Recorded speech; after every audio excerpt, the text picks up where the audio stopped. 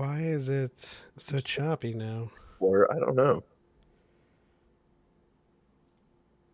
Is it choppy? Oh, no, it's not. Huh. Is it just choppy in the cover one? That's It interesting. is. That is weird. Also, I hate how this takes control of my microphone and makes it stupidly loud. I am. Hi. Are you tired? We are live. Oh. I mean, it's this is not like Dyad at all. It's It's just, the slow hey guys, start. we're here. What's up, CJ in the chat? You. There we go. Hello. I found out that it was only choppy in this view, like, which is weird. Hmm. The cover one. Well, I switched. I joined kind of like as a co-host, and so I left and used the link that you sent. So I'm in as a regular guest now. Anyhow, how What's are you up? doing, Em? Good. You ready for round number 2? Yes, I am. Let's talk about round number 1. Because I didn't realize that you got to go. So Chaco's been talking about you talking to Diego Luna. What was that like? I kind of blacked out. I don't really know exactly what I said to him except for like Cassian means like so much to me and like Rogue One means so much to me and I know that he looked at me and I know that he like touched my shoulder and that he was very nice. And then he was also I was in heels, but he was not as tall as I was expecting either. I don't No, know. he's not a big dude. No, like that really made me realize like oh how tiny Felicity Jones is to like make A lot of actors are quite the normal size. Mm-hmm. yeah.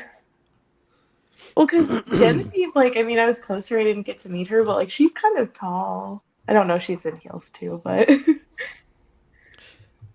I just think it's funny because like you did talk to him for like a full minute and a half. Like you talked to him far longer than any other person in the whole venue. And I was just like happy watching it, but I was just too far to hear what was going on. But it was, yeah, it was cool. yeah. Do you guys wish that they released every episode all at once, or do you like weekly? I have a quick answer. I like the weekly simply because there's time to cover everything. Mhm. Yeah, I agree also completely. like weekly. Yeah, yeah. I mean, I remember back in the day when Daredevil dropped, and watching all of it, and like I would listen to my favorite podcast, which was like the Marvel Movie Minute, with Coy Jandro and Markia, and they would talk about it, but like it was difficult because it was so dense. So much content came out at one singular time that entire episodes kind of get glossed over. And I don't, you kind of, I feel like you lose some of the artistry because every shot, every scene, every word of dialogue is intentional. And trying to digest all of that for like 12 hours worth of content, it's too much. Yeah, I mean, binging stuff definitely has its place, but so does weekly. You know, Yeah. Mhm. there. I Yeah. mean, if it all dropped, would I still binge it? Yes, but I Of appreciate the course. weekly. Yeah. I mean, it's just like now, 3 episodes are dropping. We're not stopping after one. That's for damn sure. Mm-hmm. Now, our friends over at the Padawan podcast are planning to stop at 1, and I'm like, just prepare to continue to 2 at least. Like, I feel Oh, like yeah. I feel like I gotta keep going. I feel like it takes a strong will to stop on anything with Star Wars that, like, with more than one episode available Mhm. on any project, and you're just like, "Mm, Watch. one more." Oh man, it must have been a an incredible experience for you. Was that your first premiere as well? Yes, that was. Yeah, I was not expecting uh to be there. I got like a message on Tuesday of that week from Ooh. Star Wars. So we had to go quite quickly. And we were in Hawaii on family vacation. And we were supposed to like go home on Thursday. But my sister and I, because they gave me a +1, ended up switching our flight so we could fly into LA and then go. Oh wow. Yeah. So That is an cool. accelerated timeline for sure. Yeah. I was like, they were like Star Wars chic, and I was like, that's whatever we can find at the store on Hollywood Boulevard. Hey, So I would have never guessed. You were dress was elegant. Everything was Thank on you. point. You were freshly tanned and everything. Very burnt. uh, Cal and myself find ourselves in a very peculiar situation because we usually speculate in the time it takes from now to when the episode drops, but two of you, Choco and M, have seen everything. And there are even some people in the media that have seen 4 with Hmm. like early screeners. Yeah. So let's Speculate. speculate. Yeah. Yeah. I feel like at some point we're gonna get Eric Selvig saying Cassian Andor, as we've been saying all Maybe. night. Maybe. Um, I don't. I feel like given your guys' impressions of, you can't really watch one, and it was a good idea for 3 to drop. I feel like we're gonna get a lot of setup and exposition in 1.5. And then the second half is when things start to ramp up, which will probably lead us to the end of episode 3 where he is inducted into this life and it gets started. But that's just my preliminary. What about you, Cal? I mean, it's honestly pretty similar. I don't know. I always try and not speculate too much, not get my expectations too high, um, and stuff like that. But it's hard not to when it's like the show I've been super excited for. So like I know I'm just going to love whatever we get, but I imagine with you guys saying that like yeah, you're gonna want to watch at least the first 2, and with them dropping 3 the first night, we're essentially going to be, I would imagine, kind of going through the entire like younger era of Cassian to kind of knock all of that out and then kind of get the show rolling. But I honestly have no idea. Mhm. I'm just excited for 3 episodes at once. So Now, you guys having seen all of the episodes dropping, what is a good thing to take a shot for every time something happens? danger. Or does Selvig say Cassian Andor a lot? He does not say it a lot. Maybe No. take a shot every time someone tells a droid to go home. You setting me up to have a I think hangover? I'm trying to be fair. I'm trying to do it fair. I do have a quick question for M. And for anyone to follow my content, I'm not like the objectifying type. But is it just me, or is Adria or Jana like Adriano. distractingly gorgeous? She is so pretty in this. Like you run the salvage lot? Like come on, man. It really is like the uh like She-Hulk unrealistic that not everyone is trying to get with you right now. Yeah.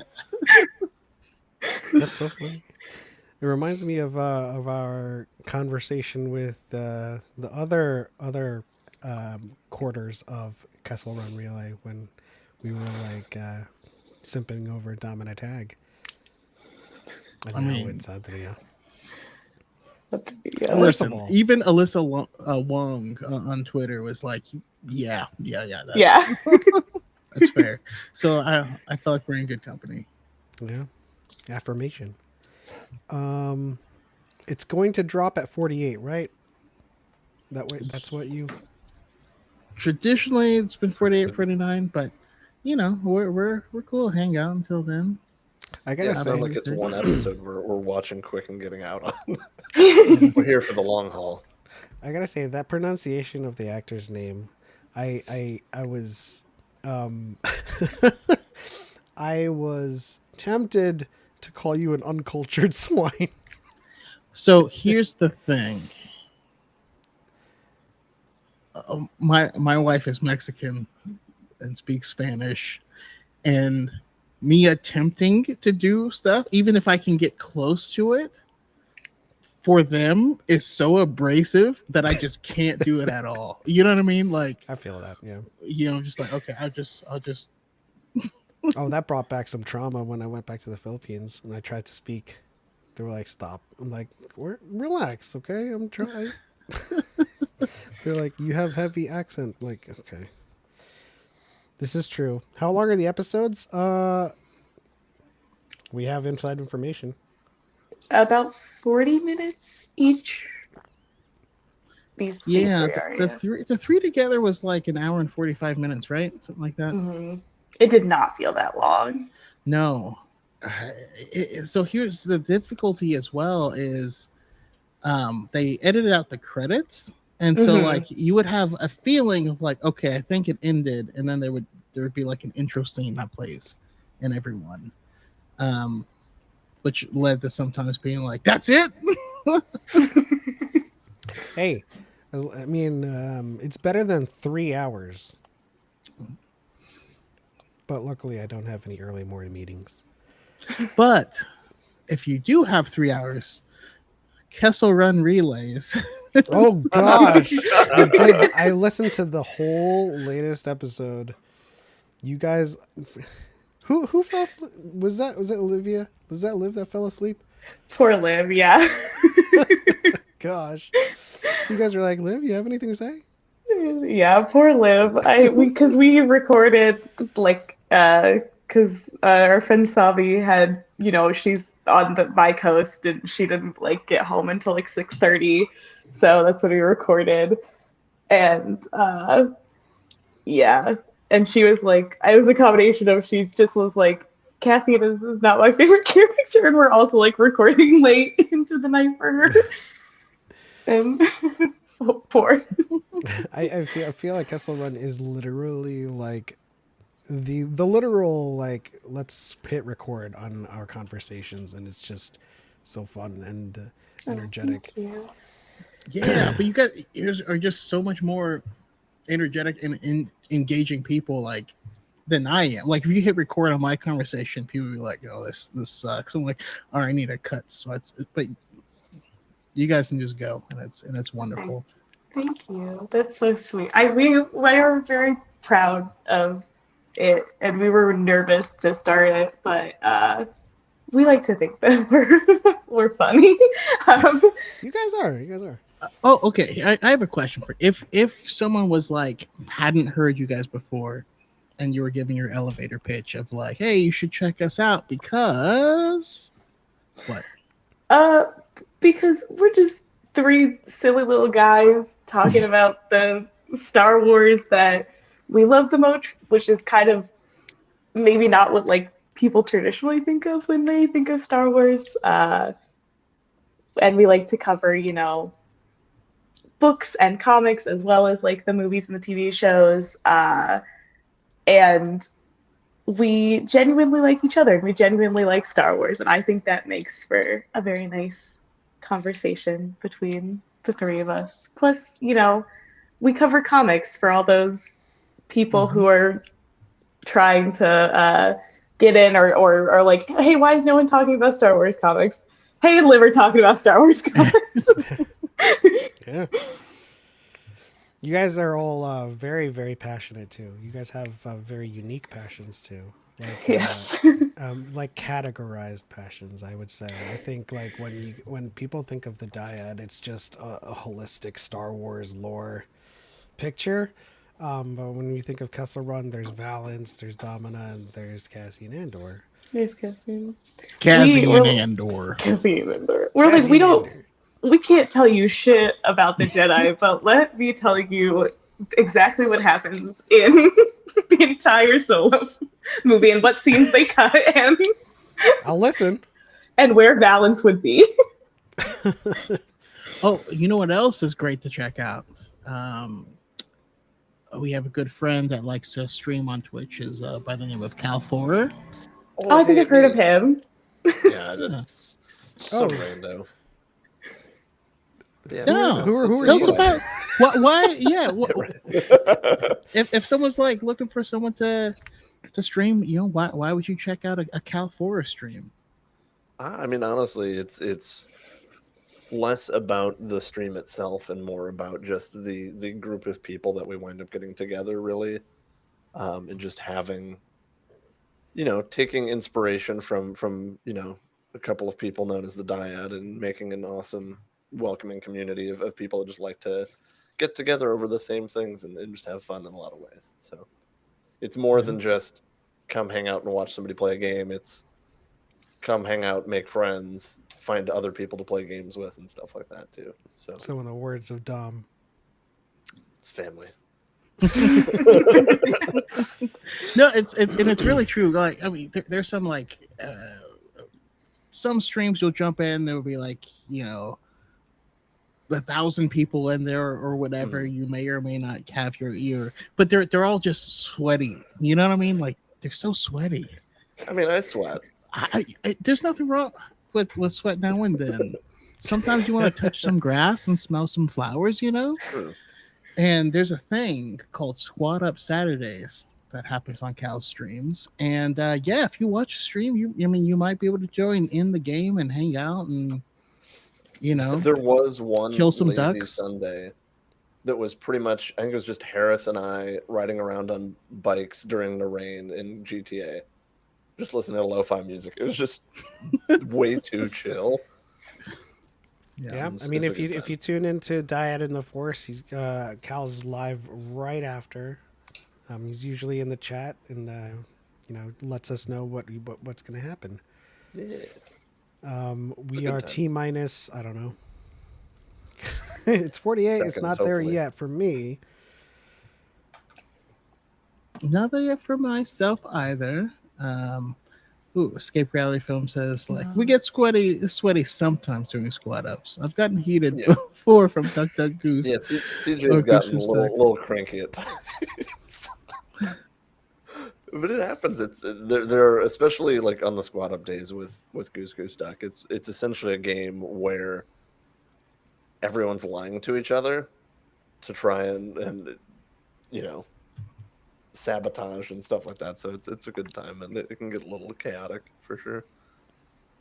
Question: why isn't anyone's nameplates on? Do I have to press? You turn that on in settings. Settings and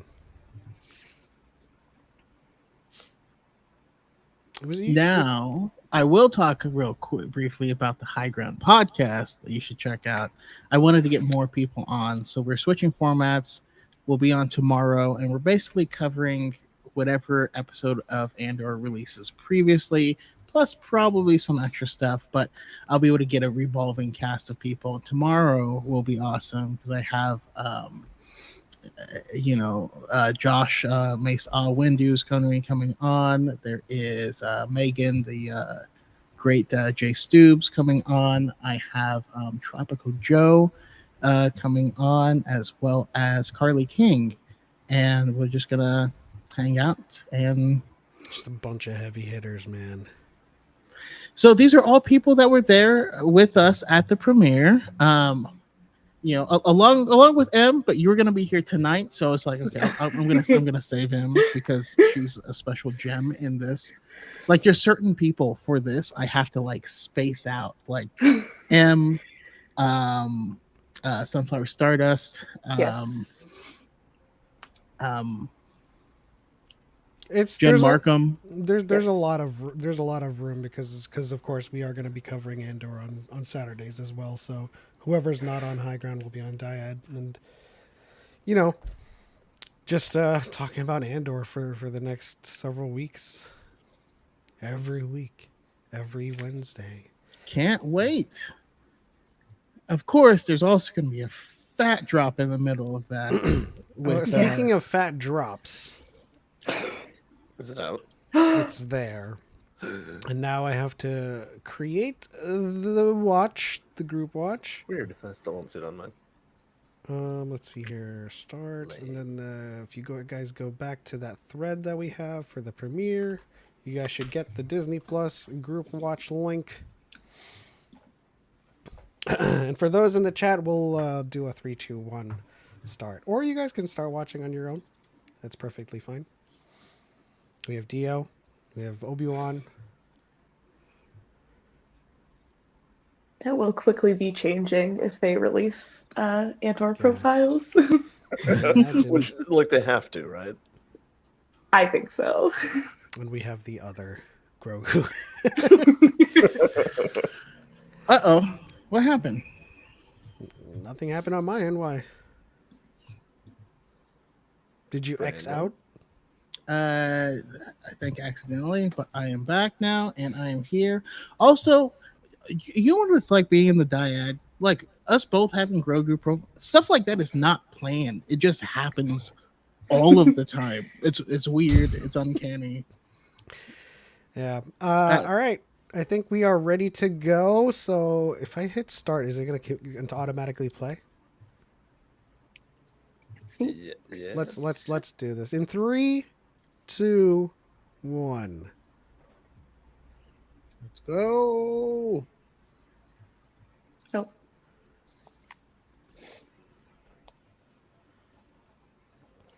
Oh, that plaque. I just got done chatting with Naira, Danielle, and Olivia. All amazing people. Yes.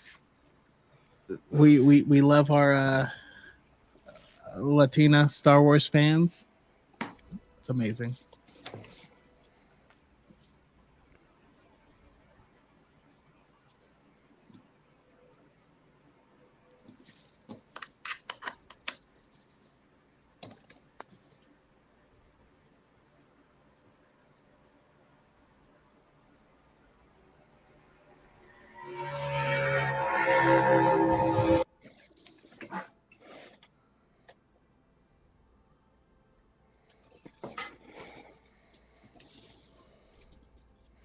That logo's grown on me.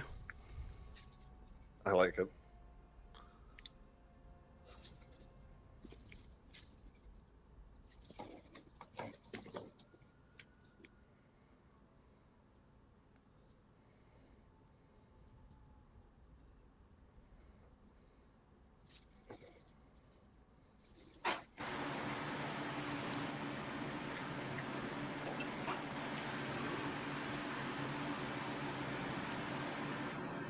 Can we also appreciate the drip on this show? I just mean everyone. Yes. Yeah, it is raining a lot. Pretty damn. God damn He's it. he's very Wow, is this busy. our first time seeing the time being used? I think so. I think maybe in. No, I don't think they used the exact time in Solo. I think they just said sometime during the Empire. Yeah, I don't remember them ever using BBY on screen. Yes. Now, that is, I believe, a byproduct of the fact that they will be doing arcs that are 1 year from one another Oh, okay. Yes. on the okay. show. Yeah, it's coming season 2. I think it's all.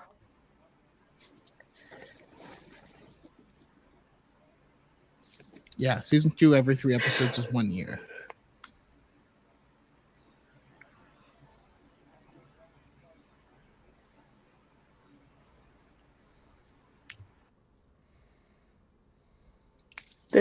This scene is like not at all what the Andor Twitter girlies thought it was gonna be. Really? No.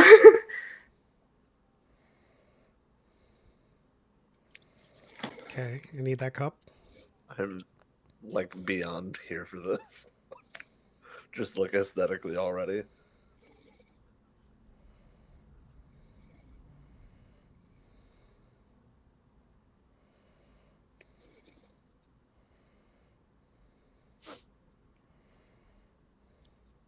It is reminiscent of Outlander.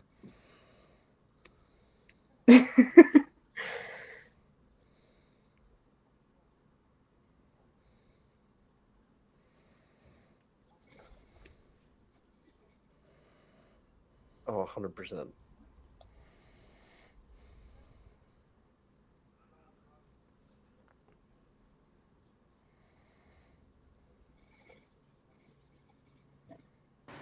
I don't blame her for picking Andor.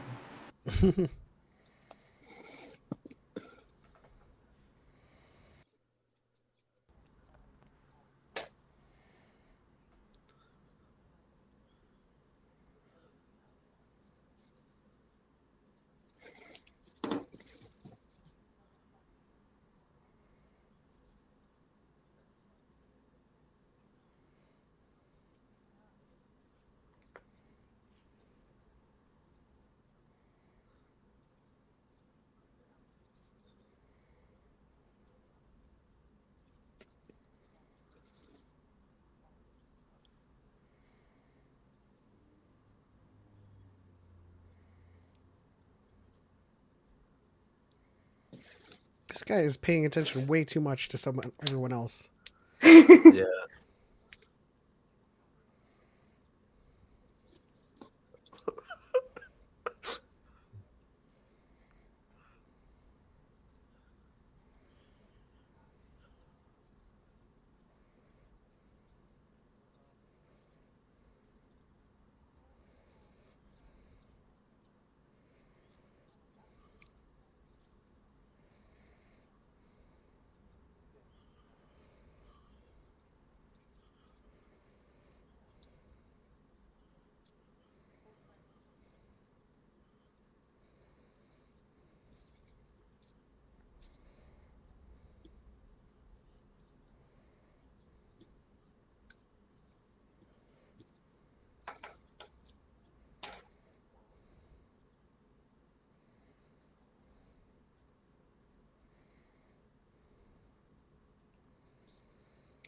Interesting place.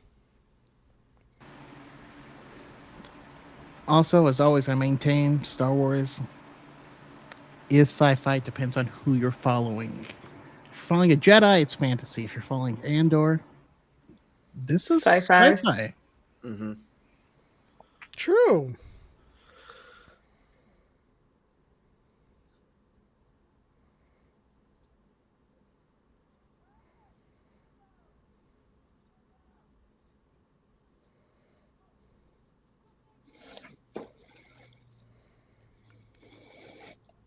Which I'm appreciating that very much, like thematically right now.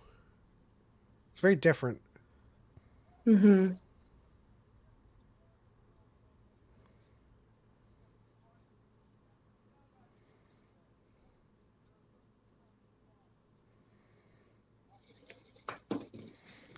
Chalk and I know a few things about impounded personal vehicles.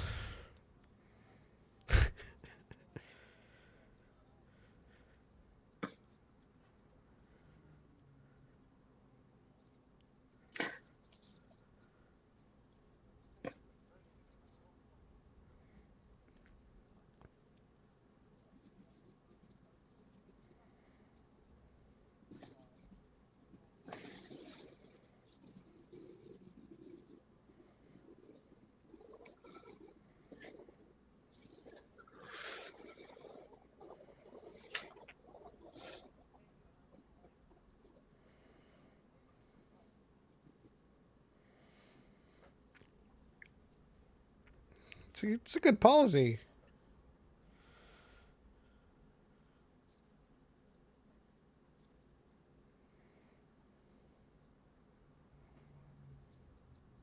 Mm.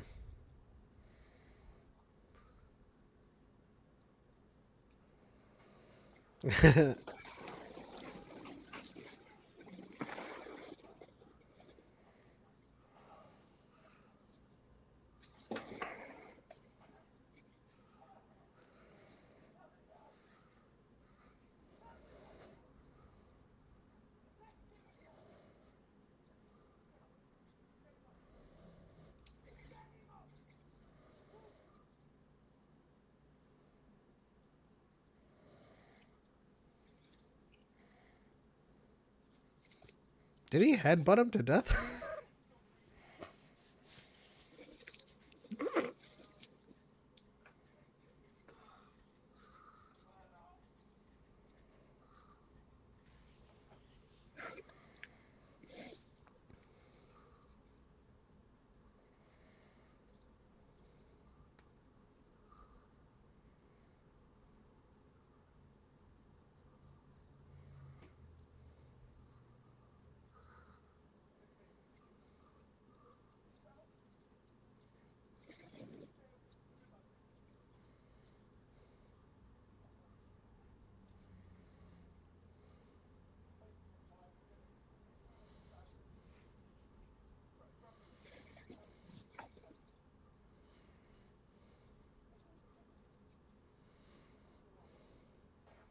Ooh.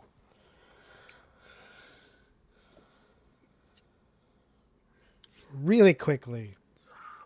And this is a good thing. It does not feel like Star Wars right now. I mean, this does, though, it mirrors his opening scene a little bit in Rogue One. Mm-hmm. Yeah, that's true. But it's got this like It's unique like aura about it. I don't know. It just feels different. I, the Tony I- Gilroy effect. Right. I it's the guess, Tony yeah. Gilroy effect, but also, like, if you listen to it, there's a lot of percussion, which is unusual for Star Wars music, Mhm. and I think that's part of it as well. It just feels more gritty and real. The old boy is here. This is so cute. It's the little man. Are they gonna? It's so Should I clunky. prepare? Are they gonna tell him to go home? Those things are freaky.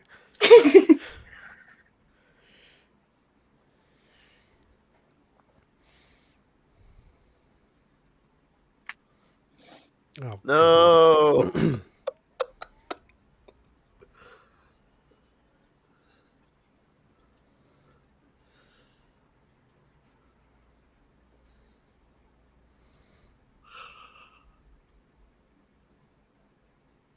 Oh my gosh, this is like Wally.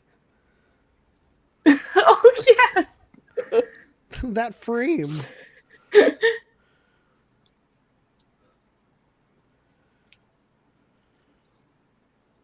I love this music with it too.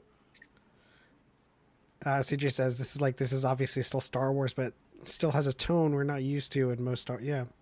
Mhm. Oh god.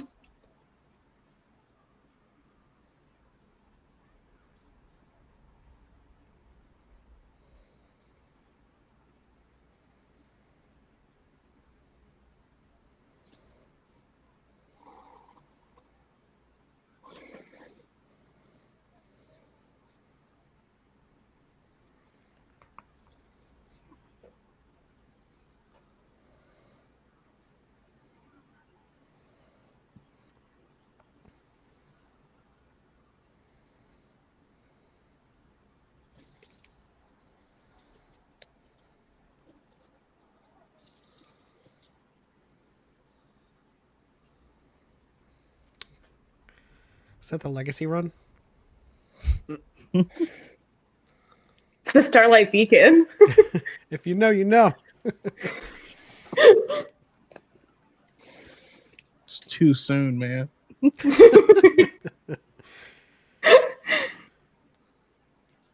Stellan Geos is coming to visit him.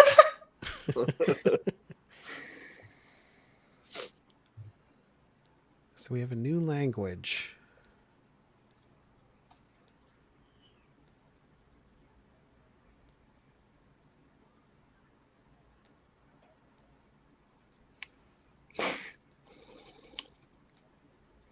It's Droid's voice.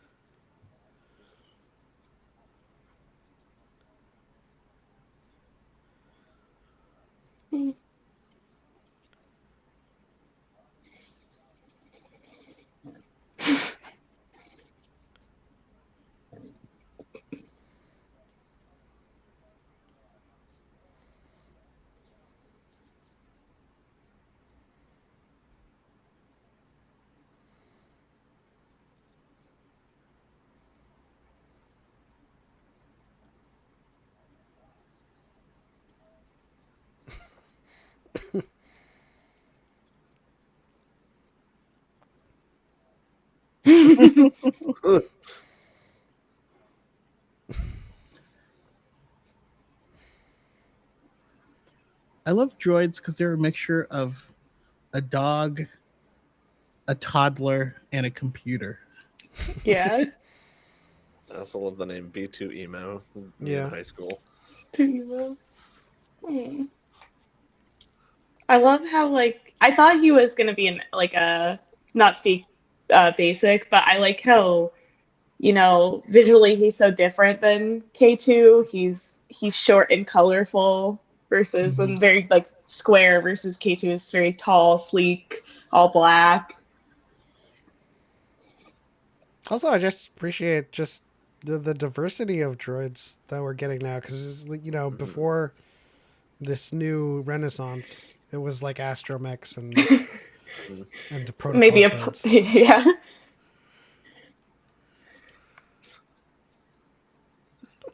I love how the dudes walk. Yeah, that guy creeps the hell out of me. Yeah. He looks like one of the Greendale humans.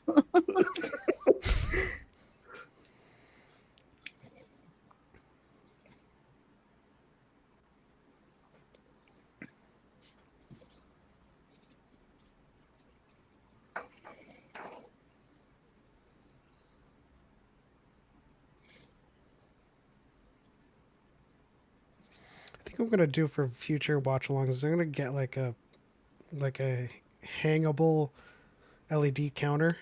Just have that. Just hang that on my chair.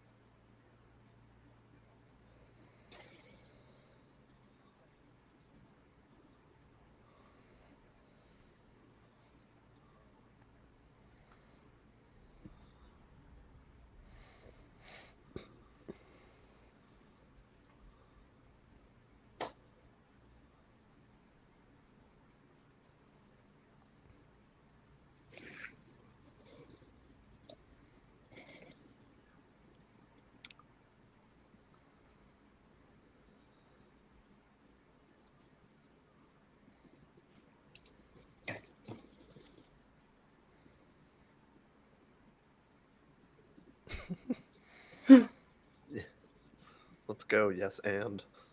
He's good improv. Yep. Yes, and Him and Cassian met in an improv class.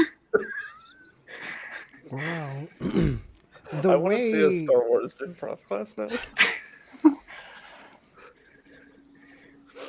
He was so eloquent in how he, painted all of that.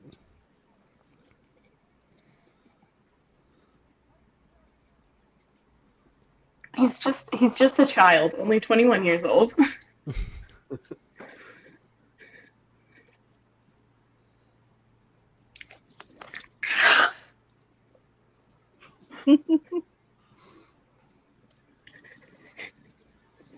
It's baby girl.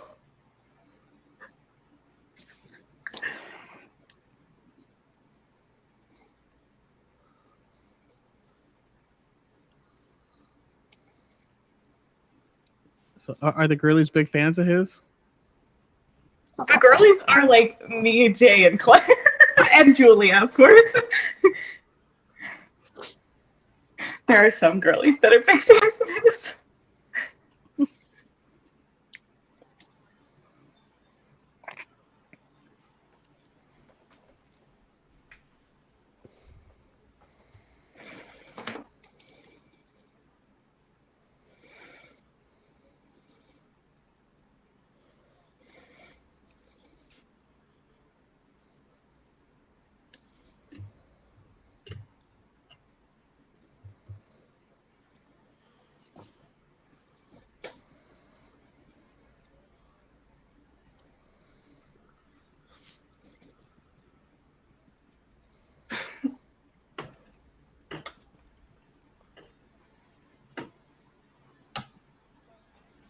Wow.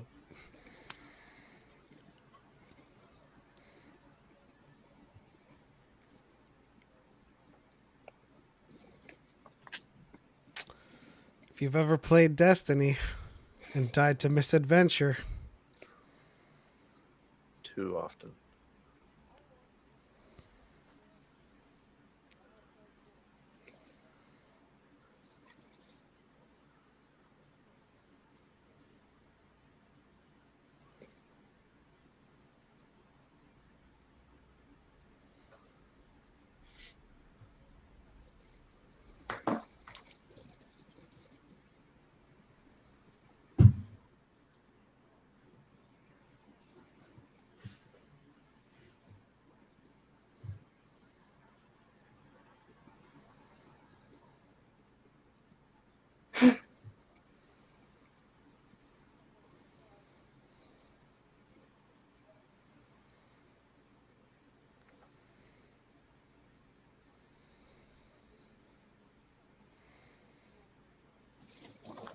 he doesn't have the energy to lie. He needs to recharge. Yeah.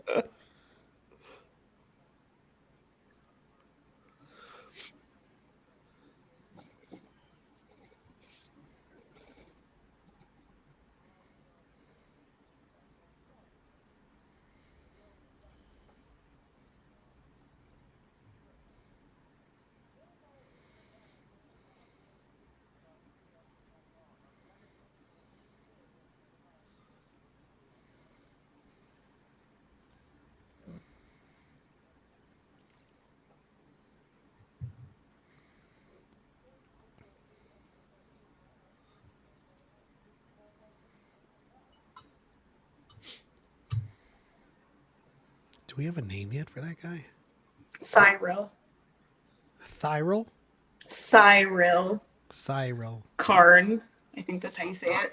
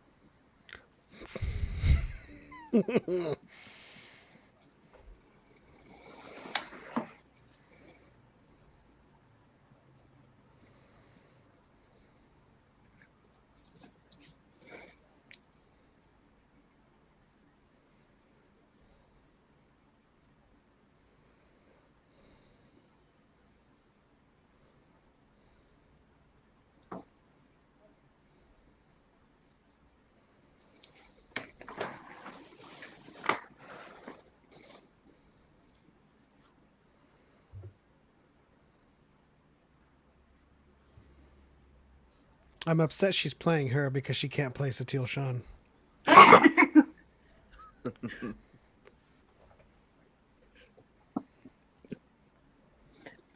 My friend also said that she kind of looks like the person on the Convergence cover.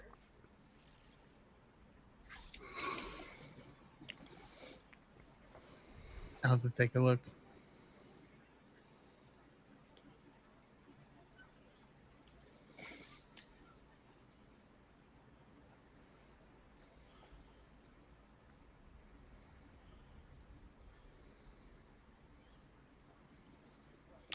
This is true. I see it. Star Wars has double casted before? Okay. I'll hold out hope.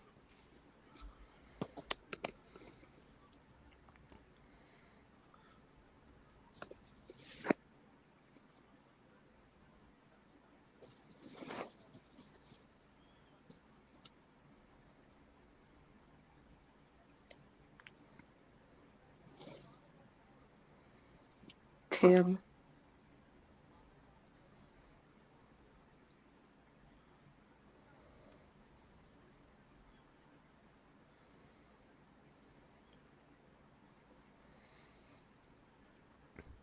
I love that we get more space Scotsmen.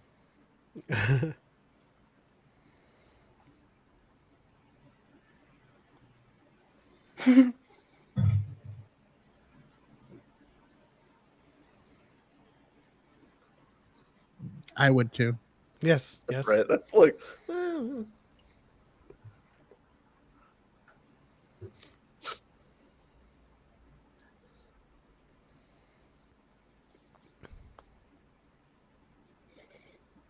Good morning, another runner.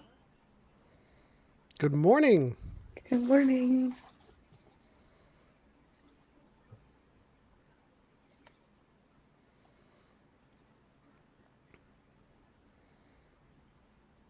That's a great line that I'm going to use at some I've point. been told that before. Really? No.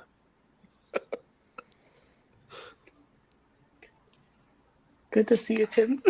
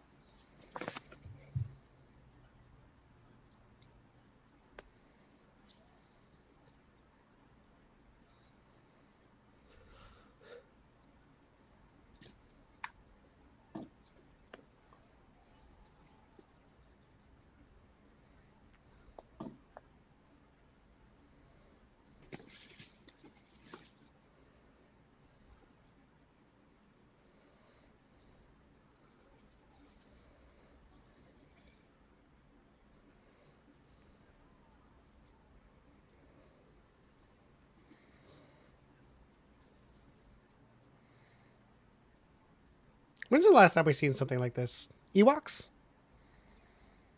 Yeah. Look, yeah, look, Sheep. look. Yeah, Probably. Maybe Wookiees. I'm trying to think of like the last time we've seen just like in depth. I mean, the closest to this, in my opinion, would be the Phasma novel. I'm talking about visual media. Hook. Huh? They got Lost Boy vibes. Oh, I'm talking about in Star Wars, like in Star Wars, like the like indigenous tribe esque, like the Ewoks. You know. Oh, Book of Boba Fett, Tusken Raiders. Oh, that's true. Yeah. Yeah, yeah.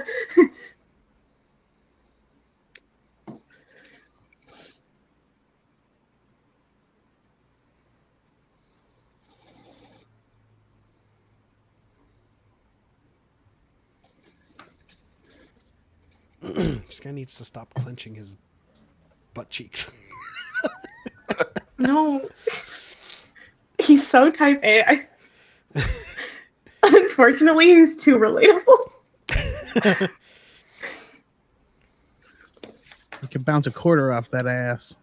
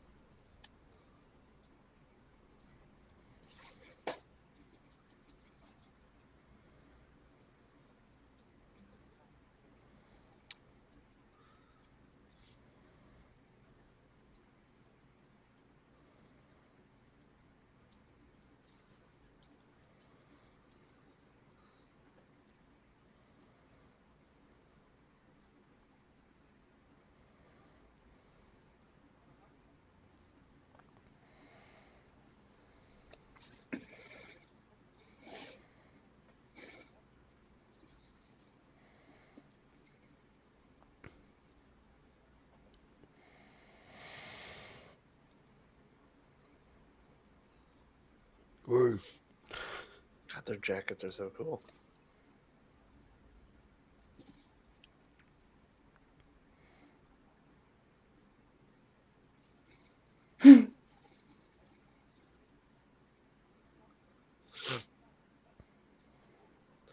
I knew it sounded like that.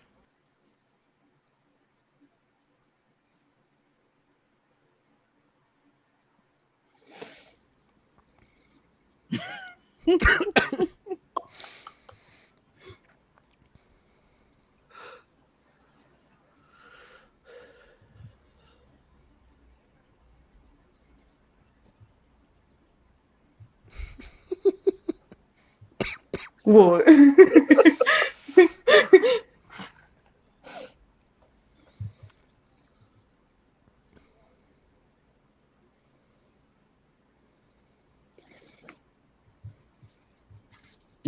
More nurturing.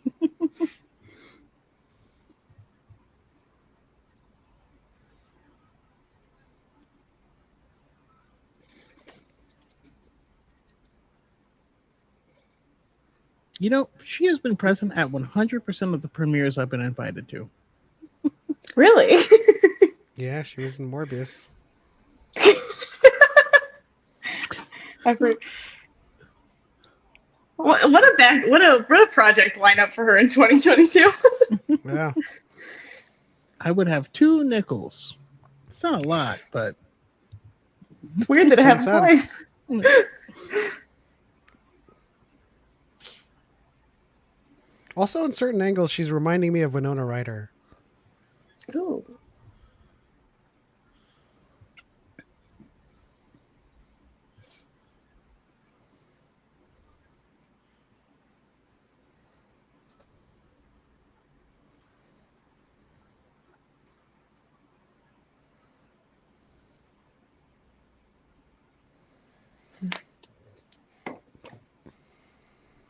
I'm obsessed with the baseball cap that's like a metal brim.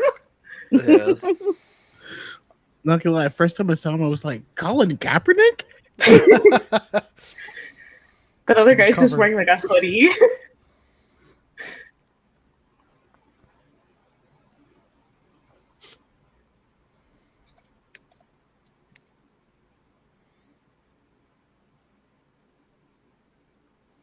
I don't know. I don't know if you've seen it, but this is like giving me Foundation vibes. But it's a Haven't watched Star it Wars yet. show. I'm really liking how they're taking time and letting scenes be silent. Mhm. Yes.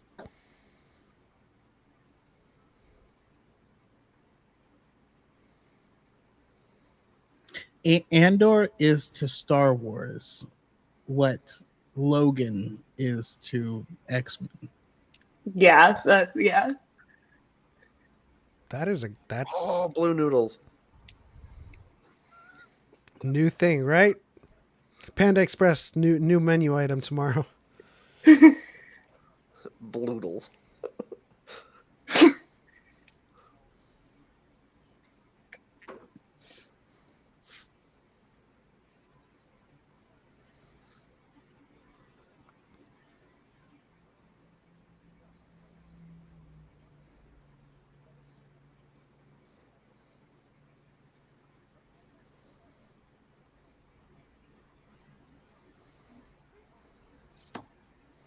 You know what? You're right. I'm hearing a lot of Manchester and Welsh,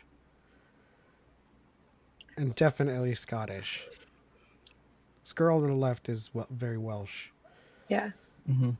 whereas like in the like Empire has traditionally just been RP Queen's English, like mostly. Mhm.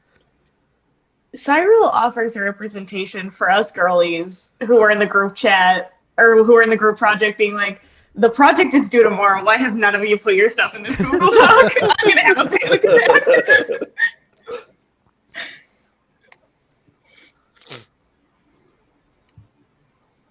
What's funny is I feel like I have elements of it, but not quite. Where I'd be the person like, can I do the project by myself, please? I promise it'll be better if I just do it by myself.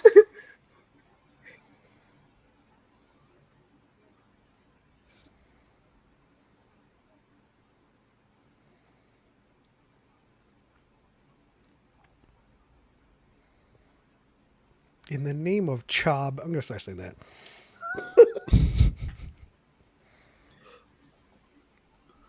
I always think he's gonna start yelling about Spider-Man. Spider-Man.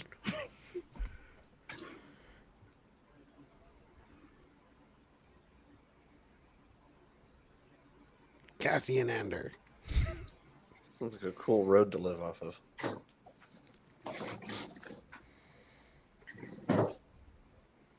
I might start nursing another one because no one has told a This droid to go home.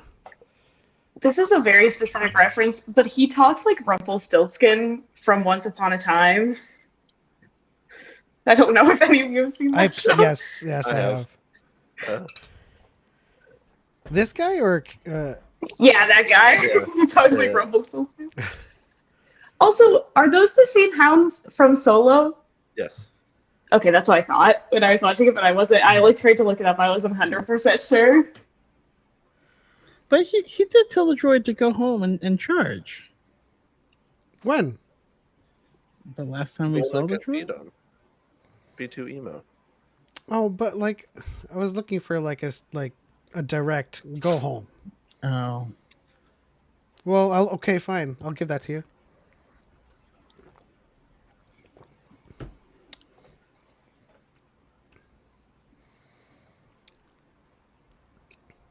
Choco probably knows there's going to be like 6 more instances. He's like, It's nothing crazy. I mean, otherwise I would have said drink every time you hear Casa. oh, Oh goodness. my god. That'll be as much as Ethan.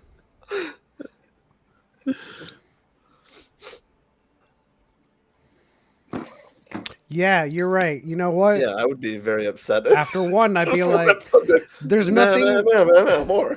there's nothing Yeah, wrong with this Tony. episode. Nothing wrong with this episode. I love it so far, It's not enough. but it's not enough. It's not enough. It's People like would getting be an pissed if appetizer that's and all then you got. closing the restaurant, and they're like, "Cool, we're not going to actually give you your main course." You're like, "Oh, Executive I'm producer going Diego for that." Luna. I didn't know he was part of Now, that. to keep our watch party, I have to wait until, or can I just like fast Kyle. forward it?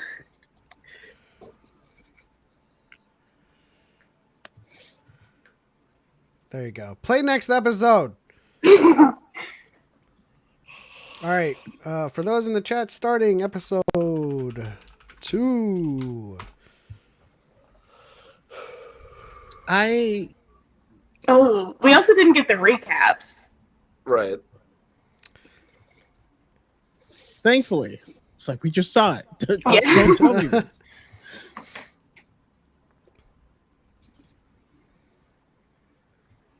One thing I'm excited to ask Tropical Joe is similarities between Canary and Spanish. Oh, Because yeah. that's obviously the source of his accent, in Mhm. universe. That's interesting. Yeah. Just like Ewoks have He is source. contracting his abs there. Yeah. Or like the Tusken Raiders, like when the sign language was like Mhm. kind of inspired by American Sign Language. This might sound offensive. If so, I apologize. I lived in this apartment, and I don't know where our neighbors were from, but I swear it sounded like Ewoks were talking outside of my apartment all of the time.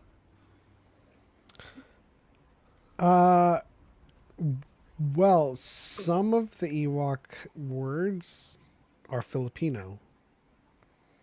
I don't know if that is intentional, but when I hear them in Return of the Jedi, I can hear some words in Tagalog. And I don't know that they were. I don't know Tagalog, but it didn't sound like Tagalog to me. But they sounded exactly like the Ewoks. It may have been because they were like a bunch of old ladies, but like, yeah, it was, Gosh, if it was a bunch of old ladies who started laughing at the very end of it, it might have been Filipino ladies. maybe then. Was there a little bit of English sprinkled in between? Actually, yeah, in bits and parts, pieces. Because Tagalog and Bisaya, they don't update their lexicon for new English words, so they just say it mid-sentence in English, which is Taglish.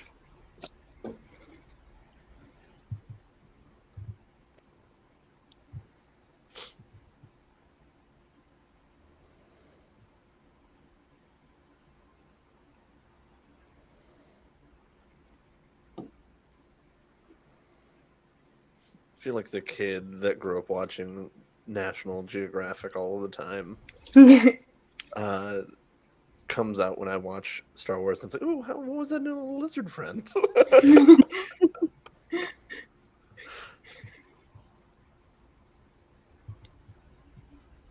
I really appreciate the different, I guess, like biodiversity too. I mean, like it's so. I mean, I know it's the joke, and I don't really mind Tatooine, but it is a lot of desert.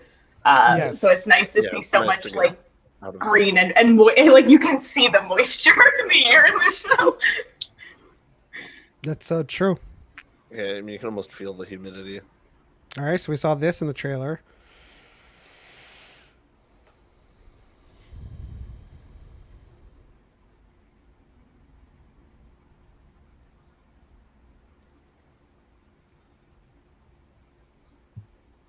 And in that vein, I am going to love this show because for a while now we've been kind of, we've been ruminating on shows that continually go back to Tatooine. This would be my job if I lived here. Oh. Percussion whispered. Yes.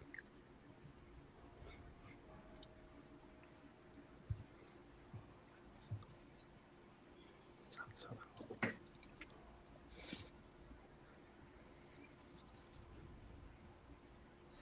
I also really like how that quarry looked very similar to one from Destiny, even with like the giant like saw blades and stuff like that. Is that going to like seamlessly go into the soundtrack? I don't know. It's pretty slick. I mean, just the audio design in this is phenomenal. Just all of the sounds. You know what I want in Star Wars? I want a species that its younger parts are not sentient and it grows into different forms that are sentient. Mm-hmm. Like if those dogs grew into like Gamorreans, that would be hilarious. You know what I mean? I think in general it's a good idea to like kind of Star Trek it, the discovery of a new sentient species too. Because right now it feels like Star Wars in general feels like the galaxy has largely been discovered. And like established. Yeah.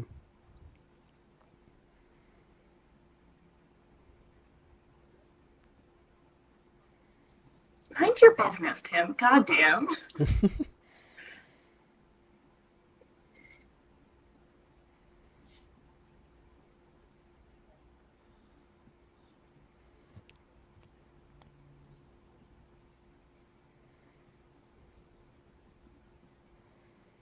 Yes. Yes. Yes. Just say yes to her. So am I crazy? It's almost distracting, you know? I'm glad they gave her a boyfriend. I feel like it would be unrealistic. It'd be like no one's trying to. Yeah. Right. Yeah.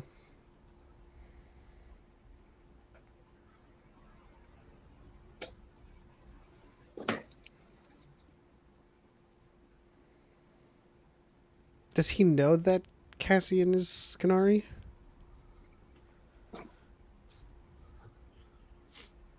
Do he?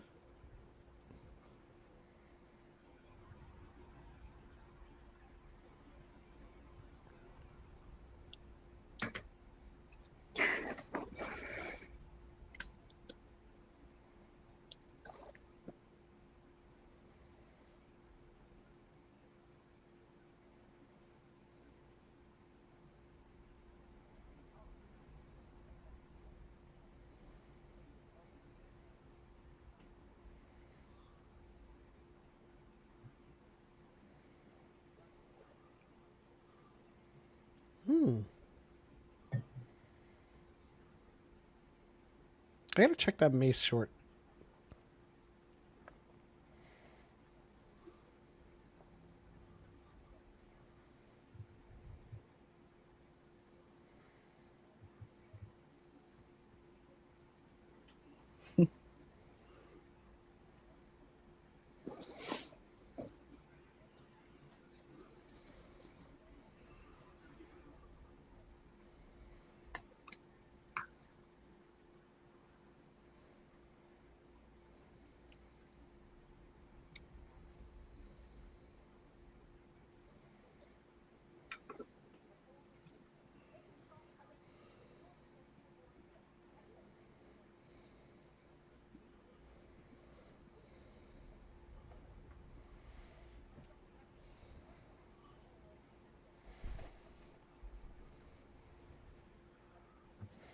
He did say in the bar that he was looking for a Canary, And that it was his sister. Yeah.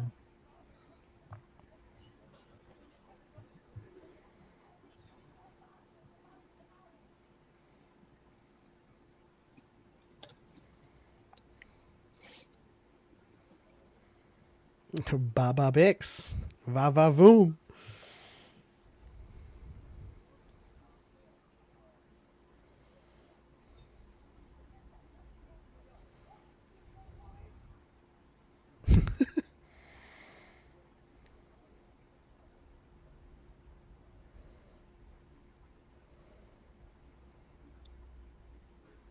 The other thing I enjoy is the show doesn't walk you to all the conclusions. They let people understand things and doesn't treat its audience like they're idiots. It gives you something to think about too. It's not just pure just absorbing it. It's just like, huh. Wonder if. I like being able to live in the world. Mm-hmm. Rather than just get exposition dumped on you from outside. Mm-hmm. Mhm.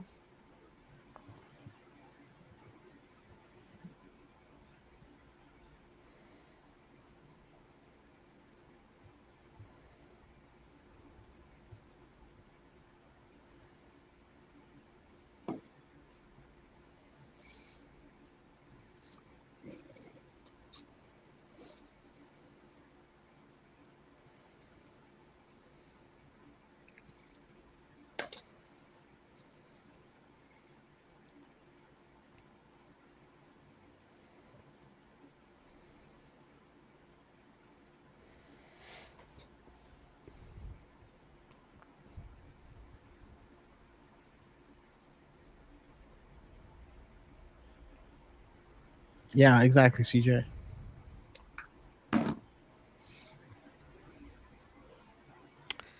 Yep.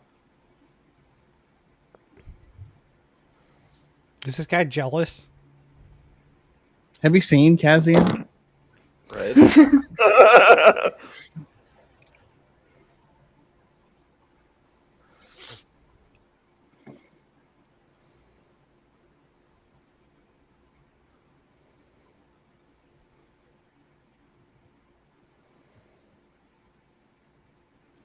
Honestly, if I were with Bix, I would double take anyone who approached her.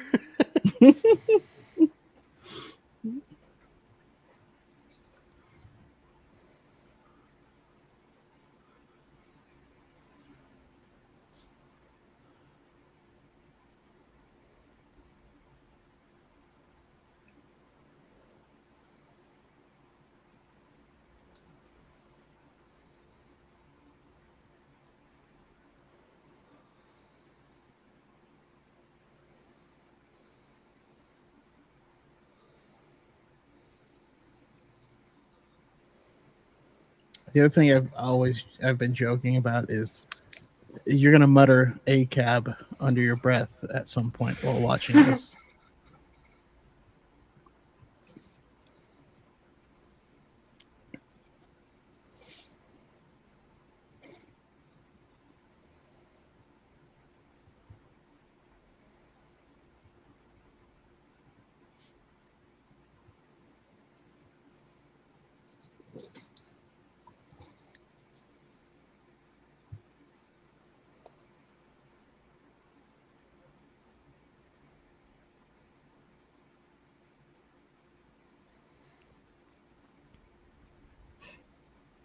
Stupid question. I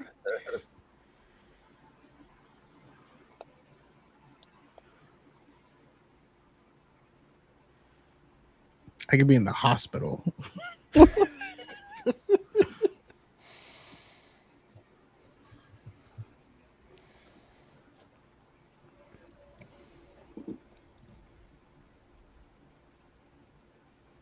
The only time that's not a good time is when she's not around.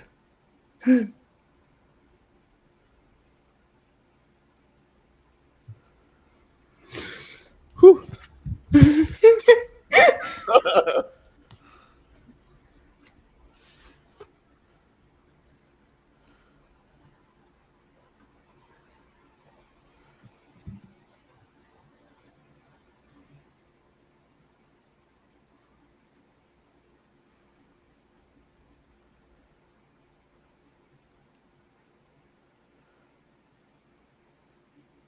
I mean, let go of everything you fear to lose and just take a lesson from the Jedi. Just go in there and enjoy yourself.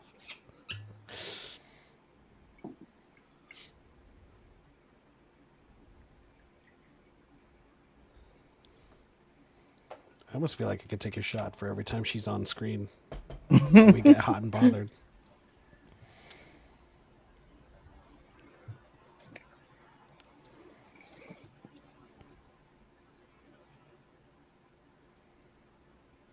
Okay, that's the guy that I said look gives me Night Swan vibes.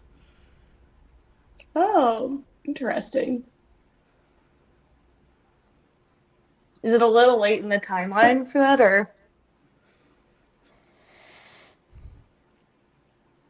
When does that happen? No, but he's pretty high up the chain. I don't think that would be Night Swan. Well, I mean, but this is not Empire currently. Yeah, it's primo. It's Empire Primo. adjacent. What they are.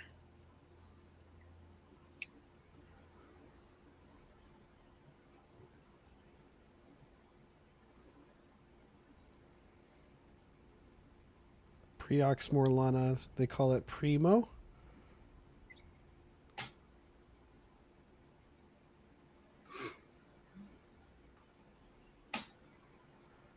Yeah. So like what he just said. Yeah, they're not the Empire, but it's almost like a regent where they're letting them govern themselves, and that's why their official who's making a report said brevity is important. The less they think about their little pocket, the better.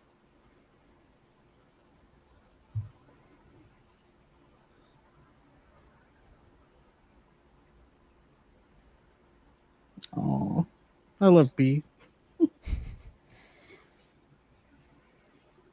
Oh my gosh, that's who she is. It's Aunt Petunia. Yeah. Yeah.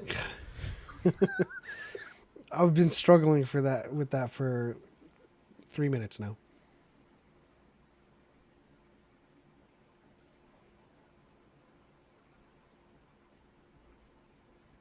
You remember Aunt Petunia, Choco? I do not. Harry Potter. Mm. The parents of Dudley. Oh yeah. Okay. Imperial symbol.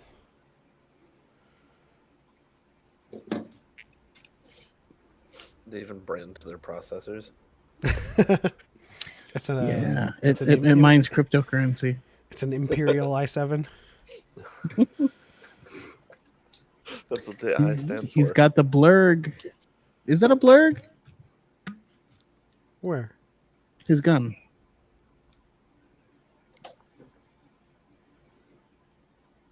Not sure.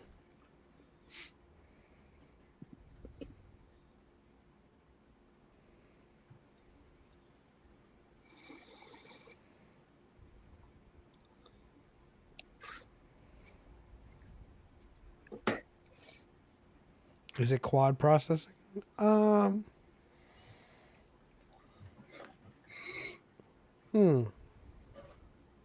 would think that in Star Wars they would be up to quantum. I mean, did you see the user interface on the computers that they had? Now, quantum processing has nothing to do with whether or not they are, No, in tandem with display technology. I get that. However, you wouldn't need the advancement up to quantum technology if your display technology hadn't reached. You know what I mean? Well, Like it takes so little for you to pull information on a system such as that. And I know because financial systems run on software like that because it needs to be as quick as absolutely possible. The second you put in a trade makes a difference.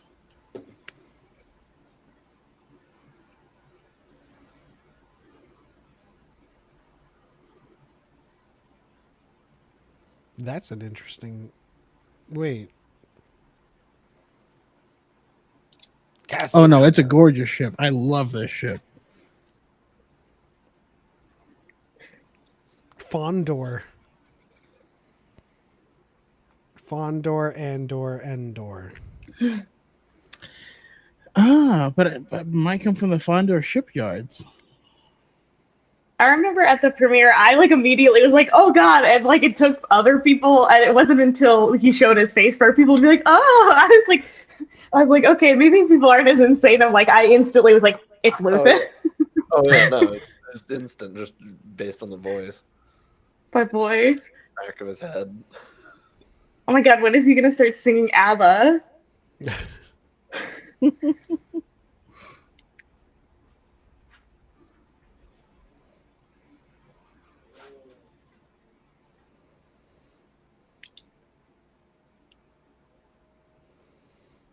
I gotta be honest, I was not expecting him to be as badass as he is. Yes,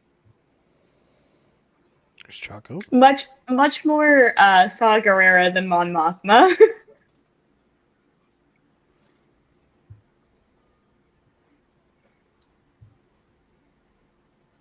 What happens if you do it wrong? Do people? Oh, it's the afternoon.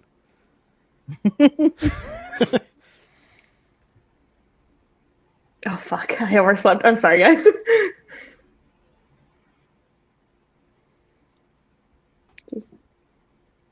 After explaining quantum mechanics. She's like, that's creepy. I don't like that, but She's just like Elzar, man, for real. Mm-hmm. I can see that. hold on. Processing. Buffering.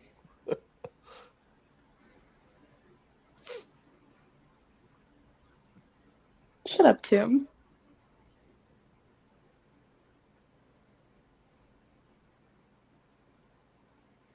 She woke up like that.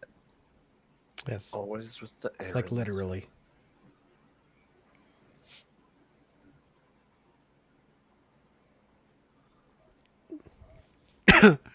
Yeah, you know what? This droid, like, definitely like a dog with like the just looking around at what he's like.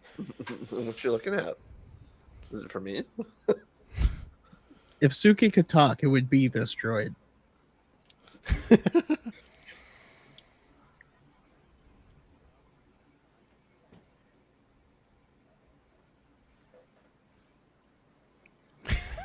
No, I can't.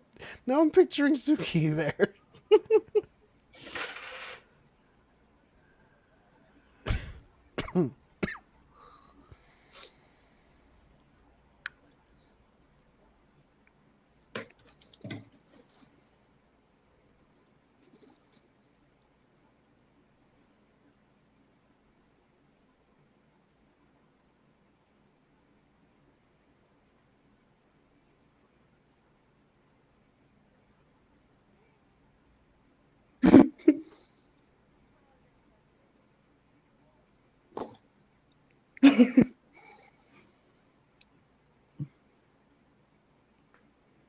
That's also me trying to see if Suki pooped somewhere in the house.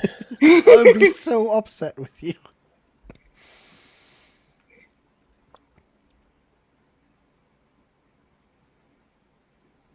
Like a bantha. I was thinking it. Like a bantha.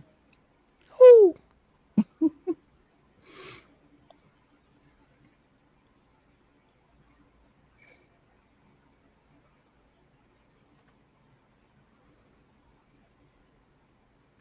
Okay.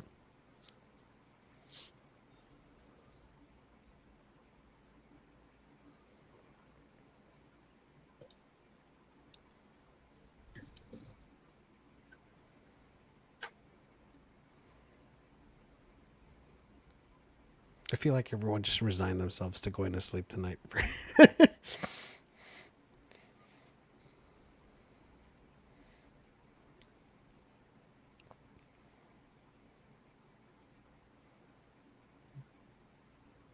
jaundice.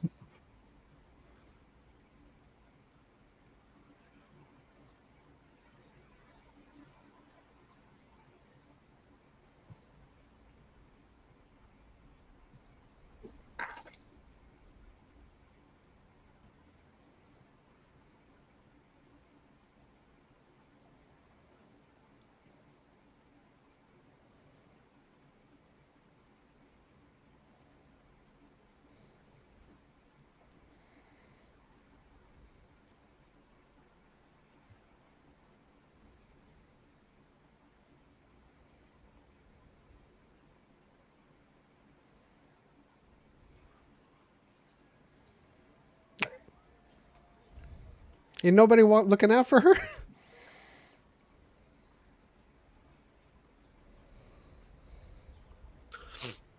I love how you crash land and your first instinct is shoot the person who could be there to help. Just Hey, that was on you. Like, I don't. Well, You don't immediately fire on the child. right. Yeah, but they're brown children.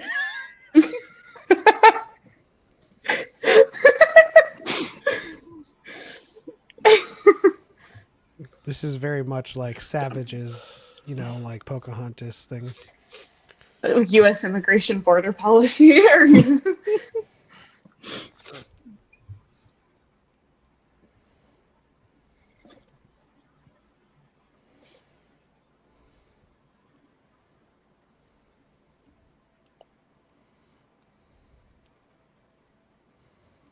The most Earth human ever.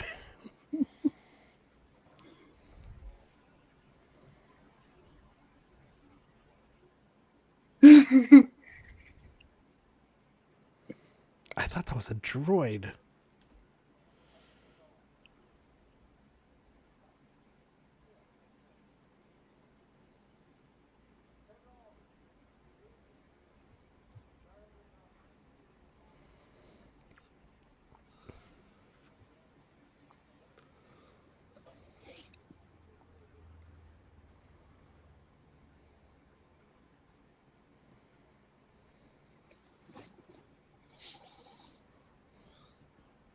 Wouldn't know about that anyway.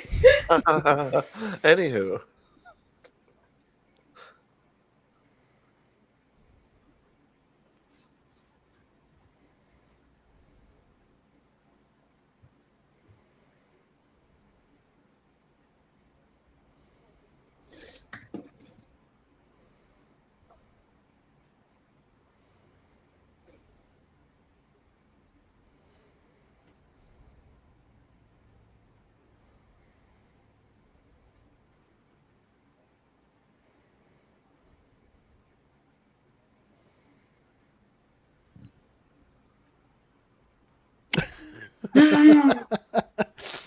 I almost heard it in English.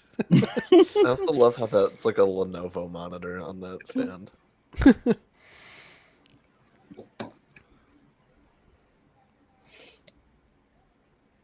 Just spray painted silver. Oh gosh, in the hat looks like a freaking night swan.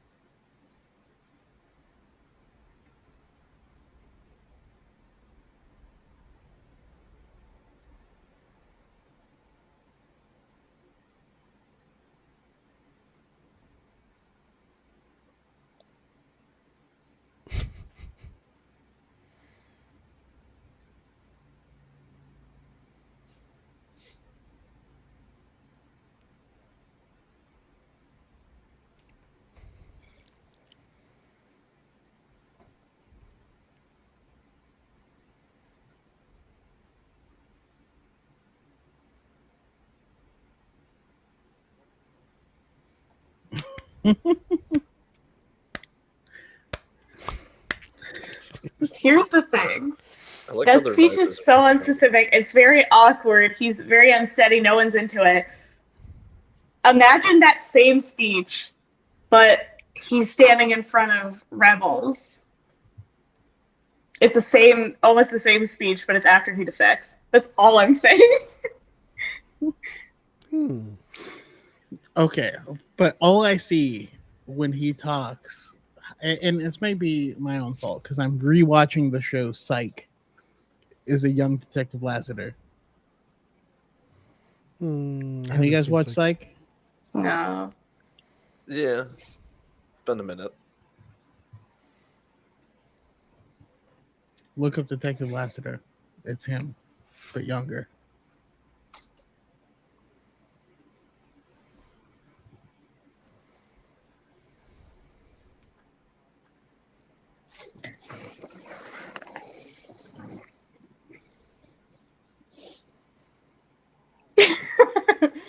Lupin, the fucking audacity.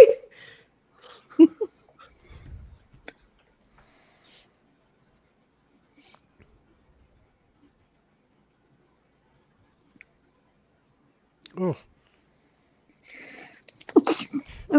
The cap, bless you. The caption for Smack's lips made that a little bit more pungent.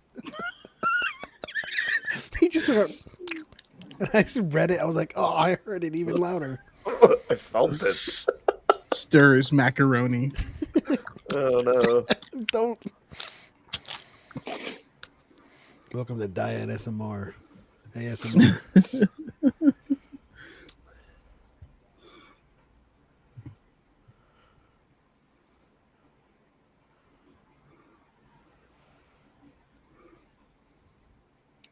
I'm just saying, I don't think we needed the Smack Slips caption.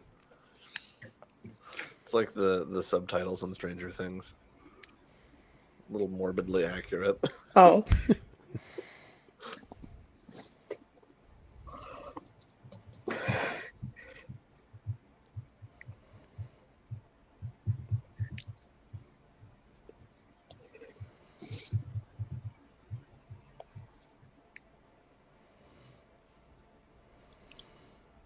Very much so. Oh, man. I have to say, it's so odd being on a stream, which means sometimes the music gets like truncated in packets, and so like the tempo will like. Was that happening to you too? I thought that was just me. That did not happen. Seeing it live, so yeah, Yeah. that's a stream thing. I was like, 'Cause- tung, tung, jin, tung, tung, tung, jin, tung, tung, tung. I was like, Jesus. Yeah, I'm like super invested, and like it shows whenever I'm like super silent because I'm trying to consume it all, but like still I have no idea like what like, you know, what portents. This is I'm exactly why trying, we like- needed all 3 episodes. Yes. The Yes. 3rd episode ties all of the stuff in a bow, even though right now there's no way to be like, how is this tie up? No. I mean, like, it's one of those things where you want to know how it ties up, so you need it rather than like, you know, one of those feelings that you would get in a bad show where you're just like, what the hell is going on? Yeah. No. Right? Whereas this one is just like, oh, what's going to happen next? Yeah. I mean, God, I would have felt insane if, because when it was originally supposed to come out, it was just supposed to be these first 2 episodes. If they cut that off and we just had to wait a week. I mean, episode 3, like, I'm anxiously waiting too, but like that would have really been a. Yeah. I would have Okay, been guys? okay though. I would have been okay with 2. Yeah. I'm glad they did 3 though. 3 drops a hammer and says, "This is what this show is." See, okay, so I guess the best way I could say is that I would have been fine with episode 1 and episode 2 week to week, but I feel like this was the best possible outcome for them to give it all to you, Mm-hmm. so that it took care of at least 80% of the questions that would have arose from 1 and 2.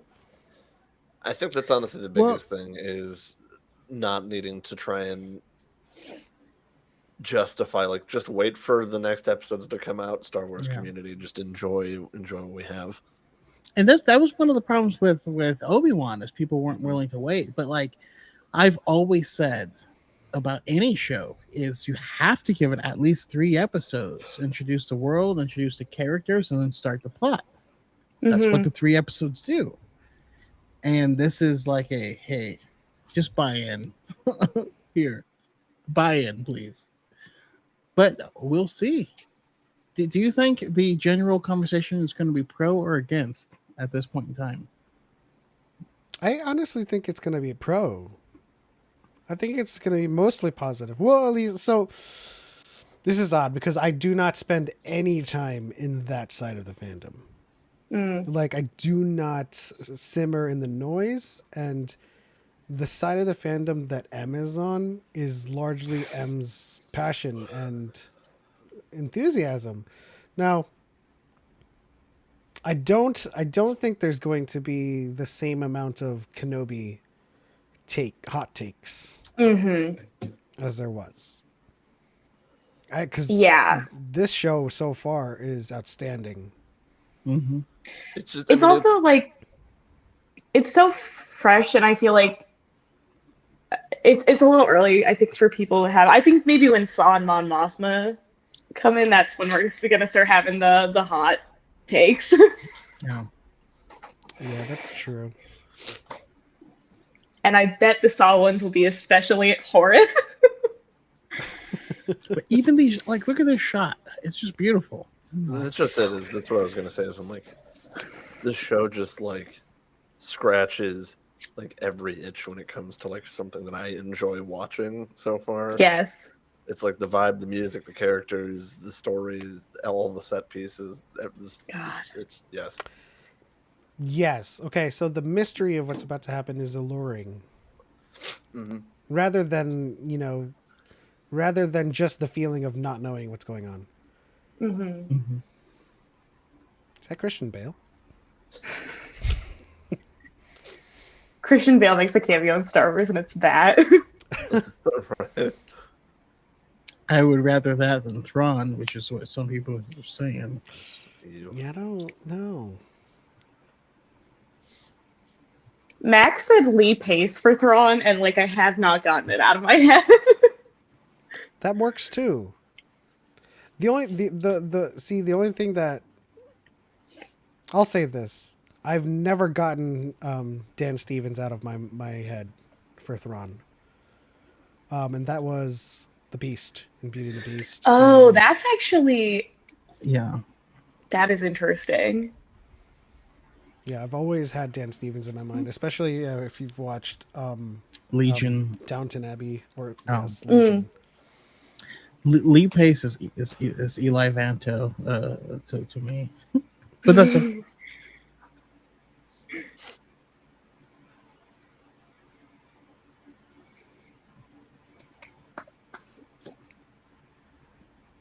though I will have to live with the Pictionary where Eli Vanto was the answer, but I couldn't think of his name. And I'm like, No. it's Thrawn's gay little cowboy friend. So true.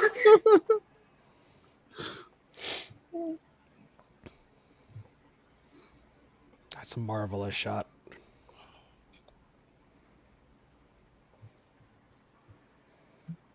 Yeah, giving off those Braca vibes. Mm-hmm. The opening shots of Fallen Order. Mm-hmm. Mm-hmm.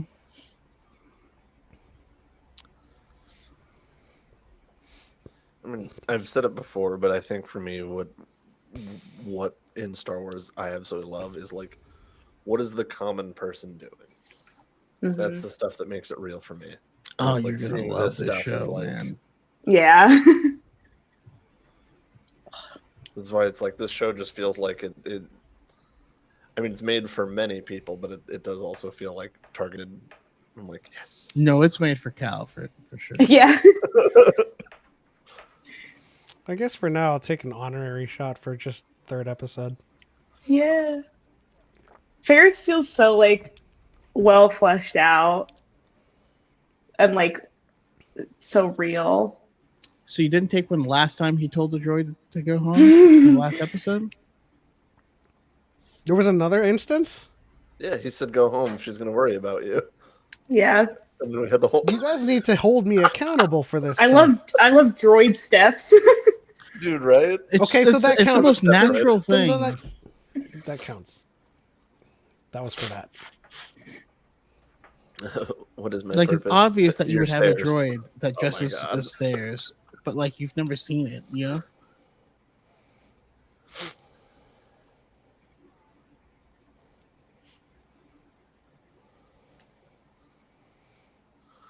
Okay, so that's the person that follows me around. I don't know why. I'm very introverted, but people always try to follow me and tell me stuff You're like, all the time. All of the time in my regular life. It's weird.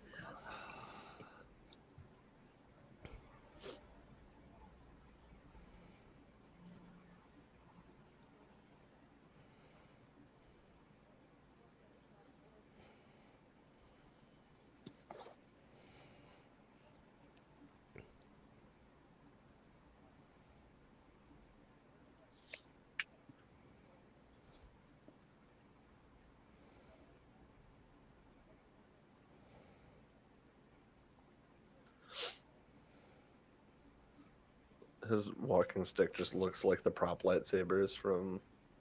Mhm. wait. It's a stunt saber. Yeah.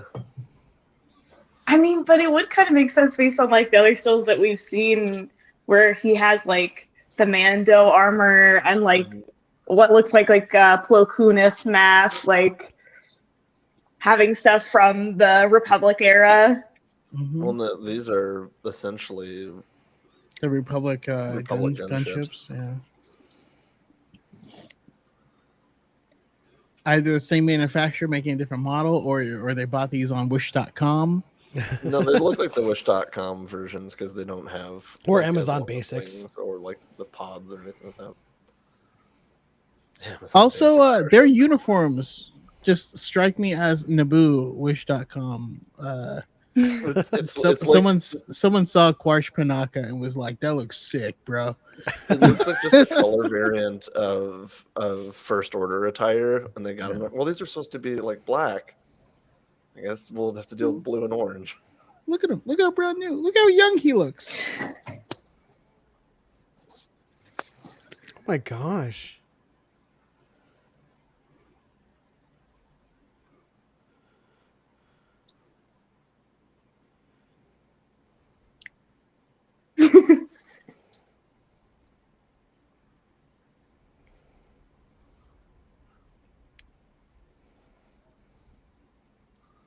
That's like Microsoft Sam.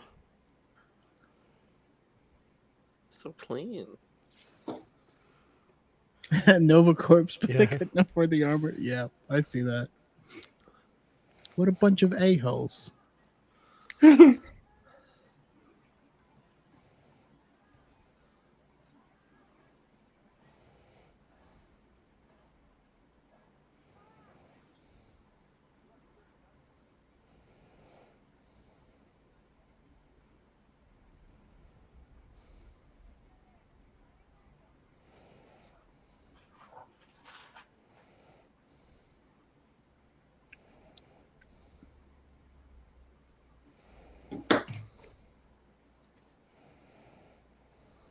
Oh, they're doing this kind of like temporal intertwining here.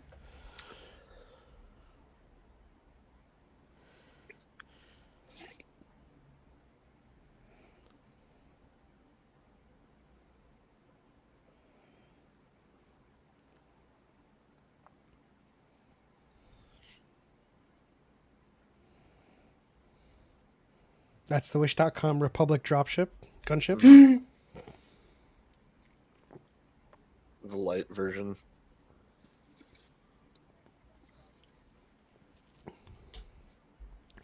I guess they have different visor colors for ranks.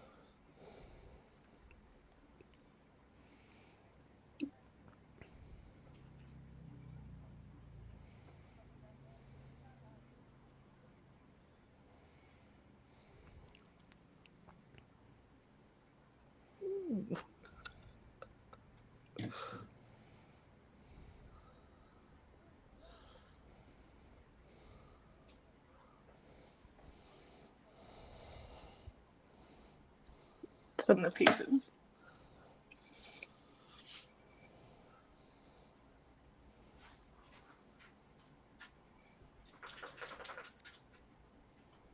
Hi, Suki.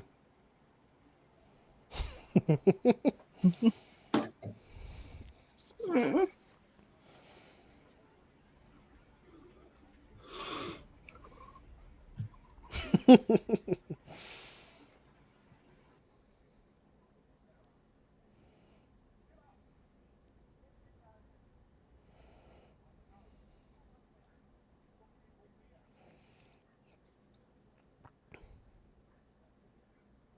Damn.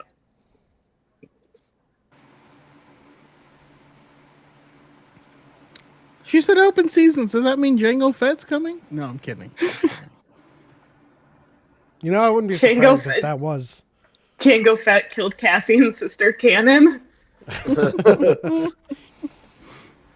Also, the Andors, I is very special to me that Andor being Cassian's adopted name. Hmm. Absolutely.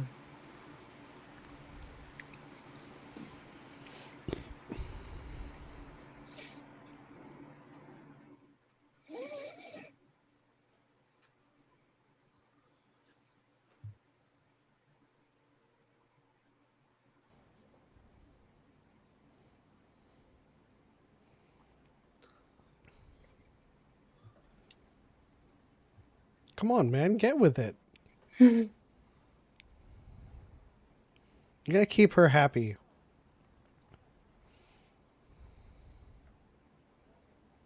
my god, this is just like the Star Wars holiday special. Just one more round, friends. Then homeward bound, friend.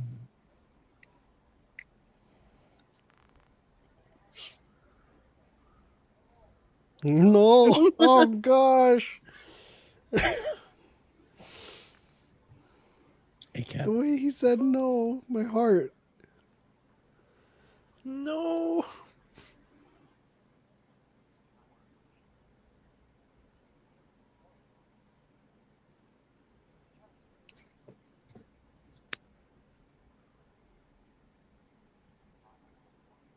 Mm.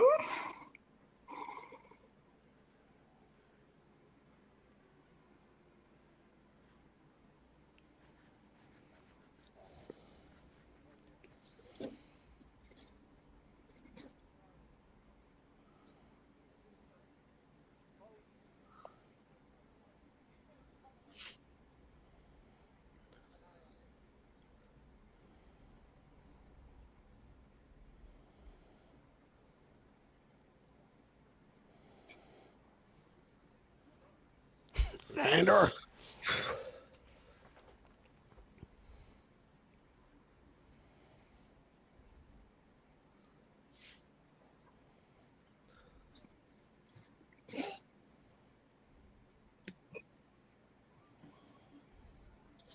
She's an old woman.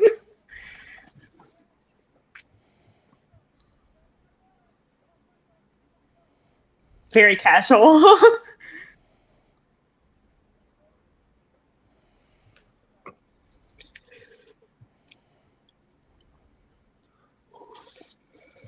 It's a cautionary tale for giving corporations authority of any kind.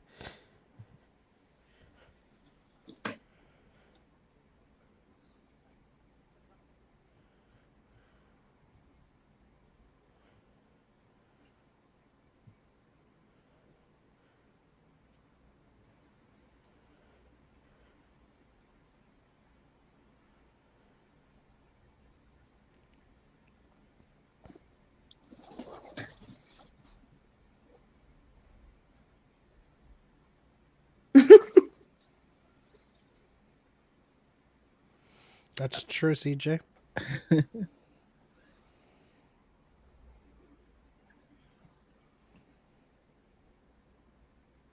And that is exactly why the Empire comes in. Mm-hmm.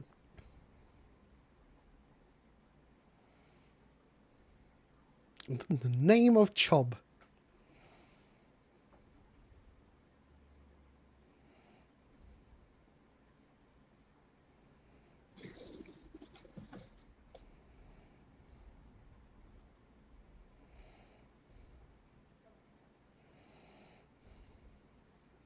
Tim, I'll fucking.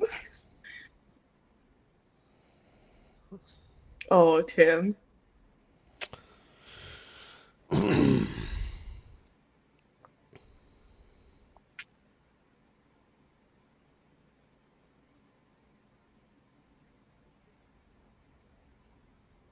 Oh, Tim.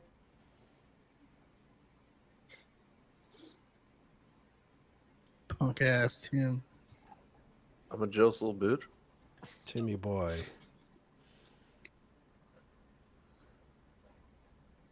He done fucked up, that's what he did. In the name of Chubb.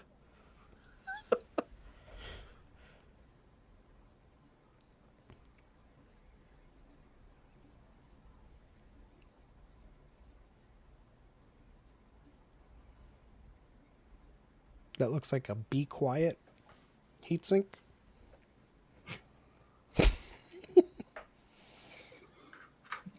I love how it has like little thing because it's rack mounted. Like you.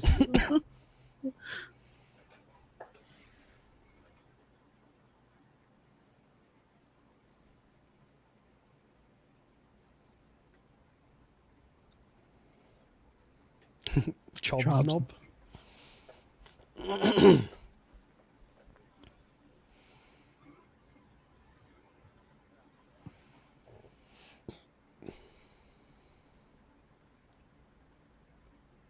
Timmy's got some money.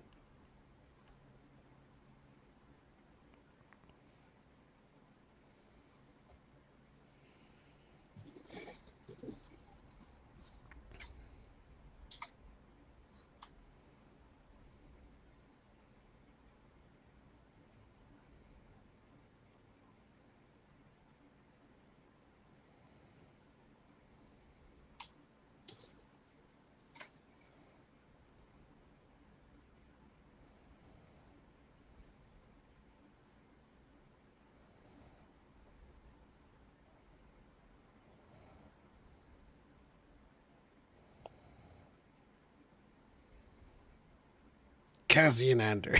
There it is.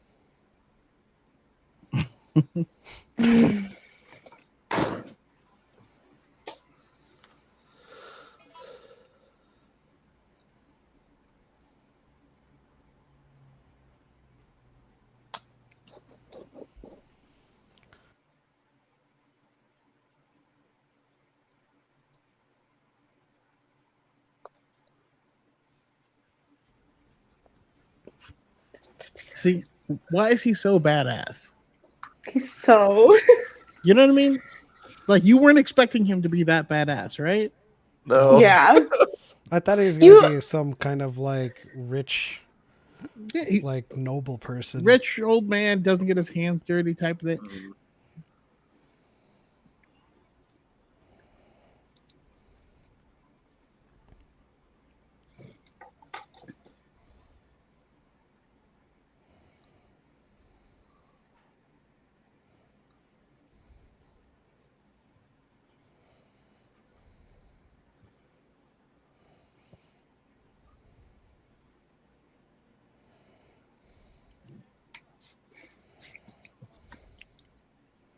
Bluff and bluster.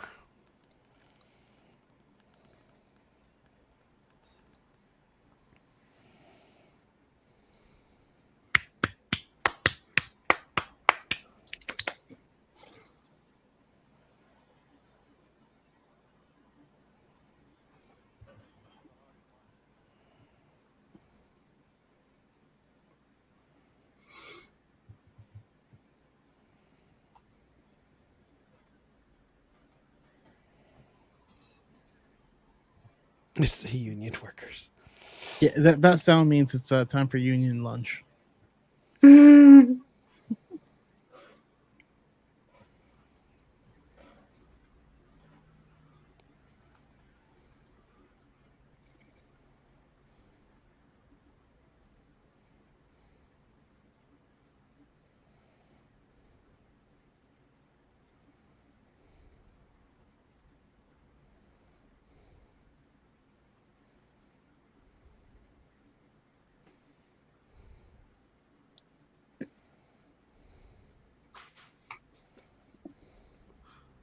Oh, Bix.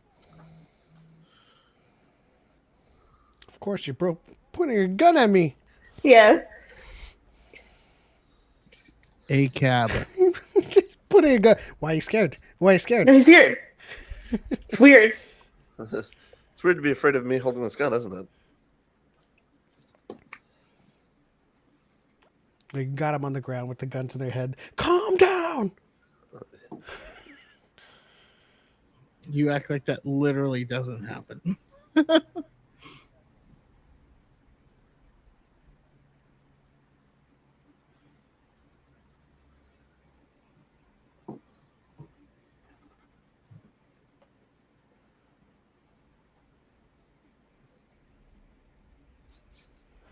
It's badass. God, that's so fucking cool.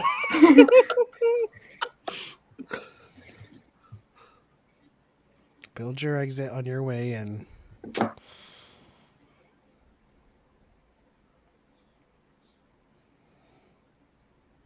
He's all tuckered out. He's just resting. He just couldn't go on. Snack time.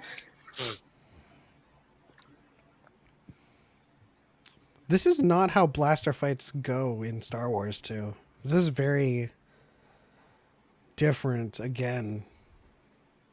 Because it's not, Empire where it's just wall of stormtroopers blindly firing. Mm-hmm. The rhythm of the fire is different. The sound design. It's very weighty.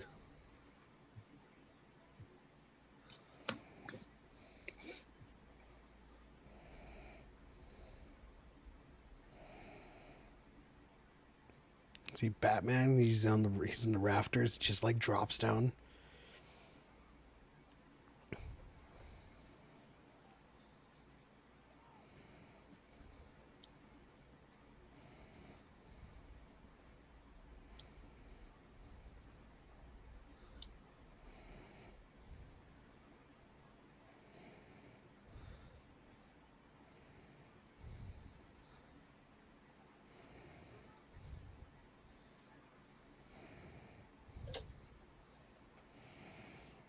Ow.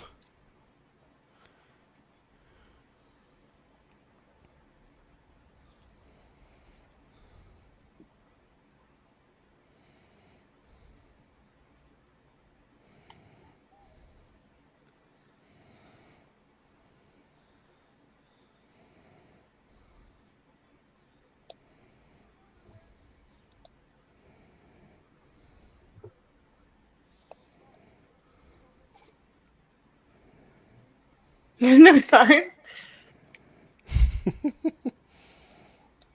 Get your hands off her.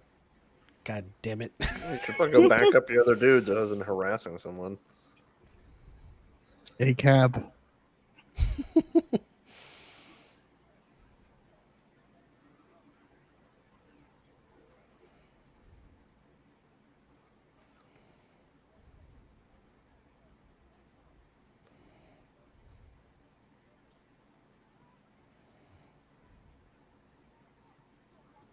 him.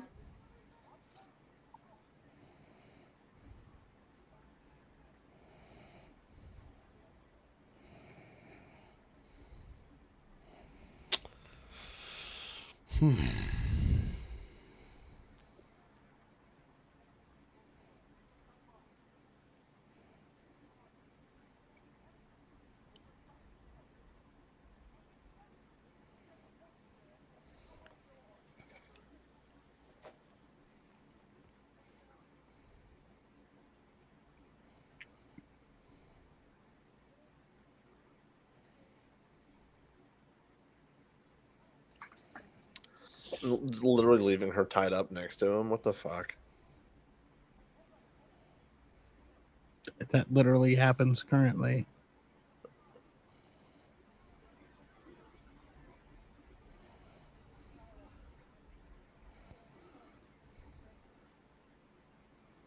And all of this because two guys got drunk and tried to shake down someone that didn't deserve it. Yeah. Mhm.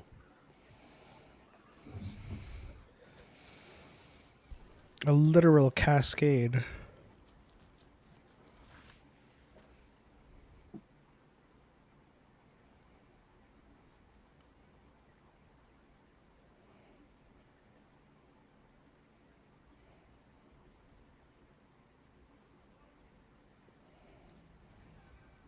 Why are you...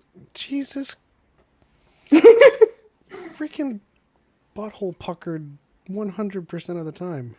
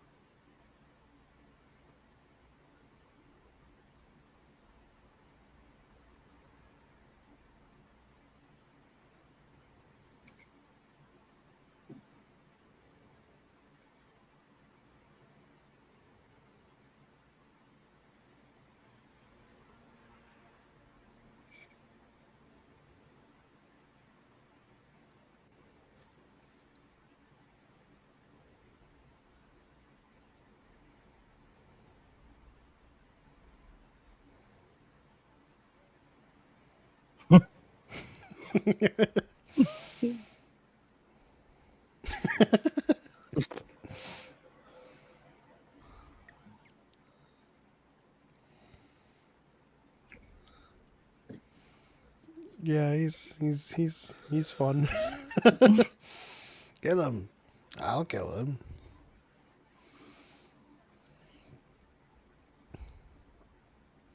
Please tell me they sabotaged this.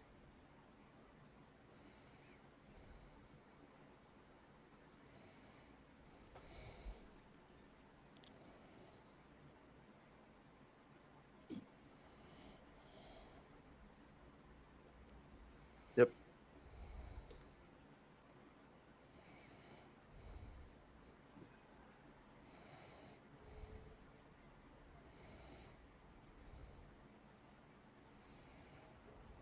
Did you not recognize the resistance?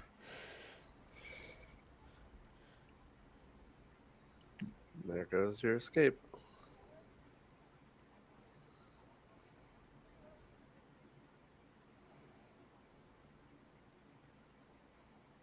Shit.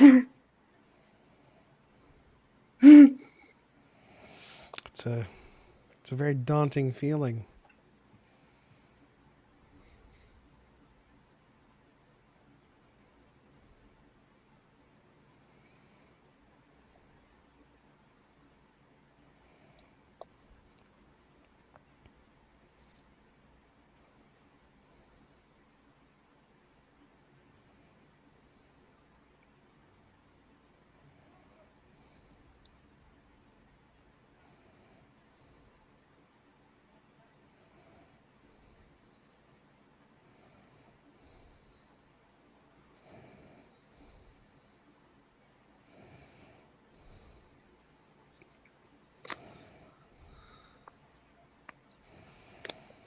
They're in a Karuma armored.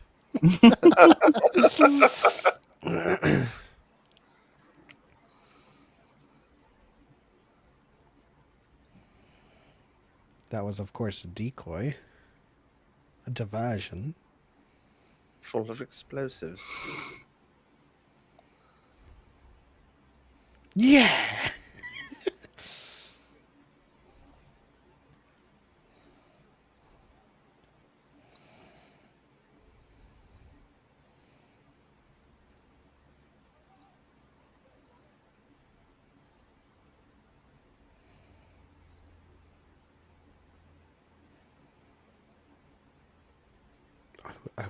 I was fooled.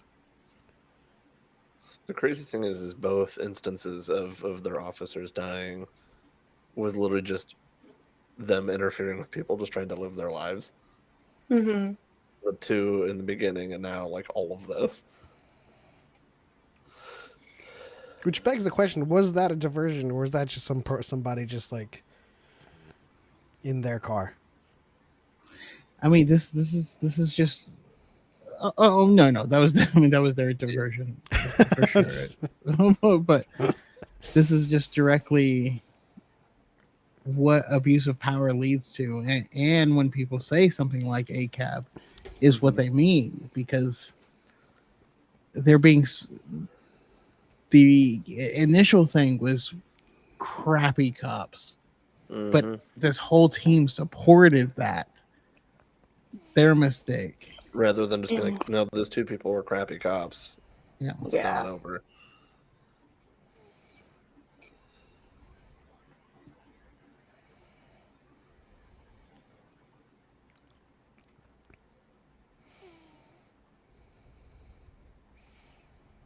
And then what is the result of it? What's the consequence? The guy that was like, listen, just file an accident report, let it all go away.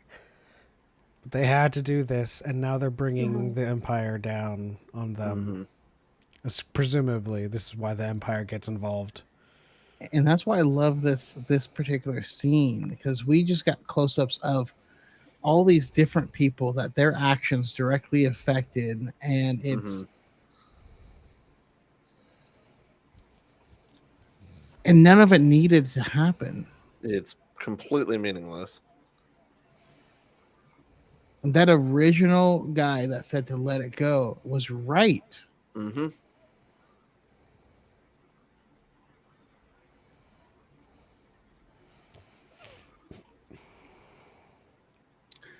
But that officer believes that he's pursuing justice. Because how dare an officer ever be in the wrong?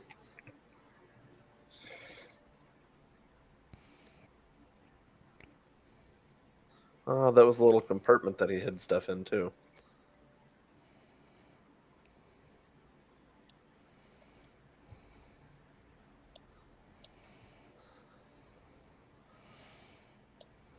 So he's being taken away from Kanari in here, and then Luthen is taking him away from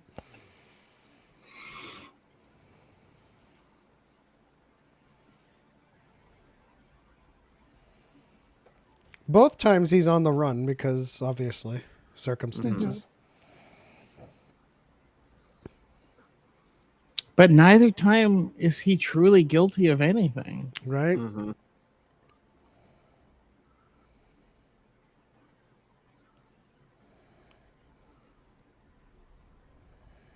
Gosh, this music.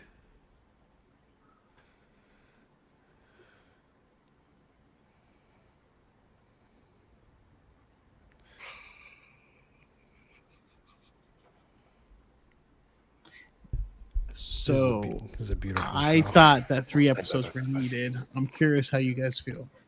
I think I need more, and I'm ready for next week. Yeah, Yeah. it's that feeling of like if there were more episodes, I'd watch them. But you know what? It was a perfect kind of like you're right. It does Package. wrap it up in a bow, and be like, this is how it all begins. This is the start of it, and this is the show.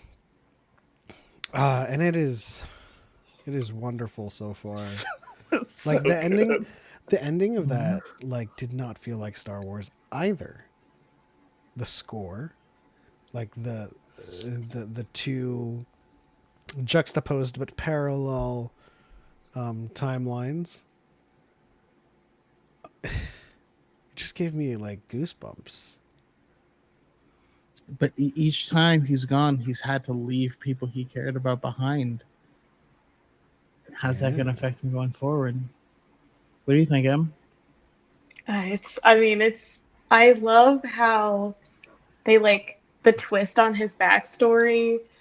It being like, for years it's, oh, he's from Fest, but that was just like a lie to protect him. And it's not, his adopted parents being the separatist and his adopted father being the one who dies is just, it's so good. And I really like that means that like Cassian has seen like the destruction of like the it's like Jin. But like how Jin sees the impact that the Empire has on Saw, just like she saw it on her parents. Like Cassian sees the impact of the Republic Empire on his home planet and his parents, and then also with his adopted parents, and that like makes them fight. Yeah, I mean, I actually feel less envious of you guys for going to the premiere. Going to the premiere is a great thing, and I'm envious of you guys going. But I'm not envious of you having to wait this long To talk for about it. episode 4 because you guys have to wait until next week. And the people who got screeners got episode 4, and I don't know why we didn't get episode 4. Homie, I want episode 4. Yeah, I mean, I know. don't even- I don't- guess don't I know have how people that I could works. reach out to get it, but I can't bring myself to do it. I don't know. I will say one of the other benefits was that afterwards I went to karaoke with some awesome people, and Hey. hearing Josh Mesa Windu and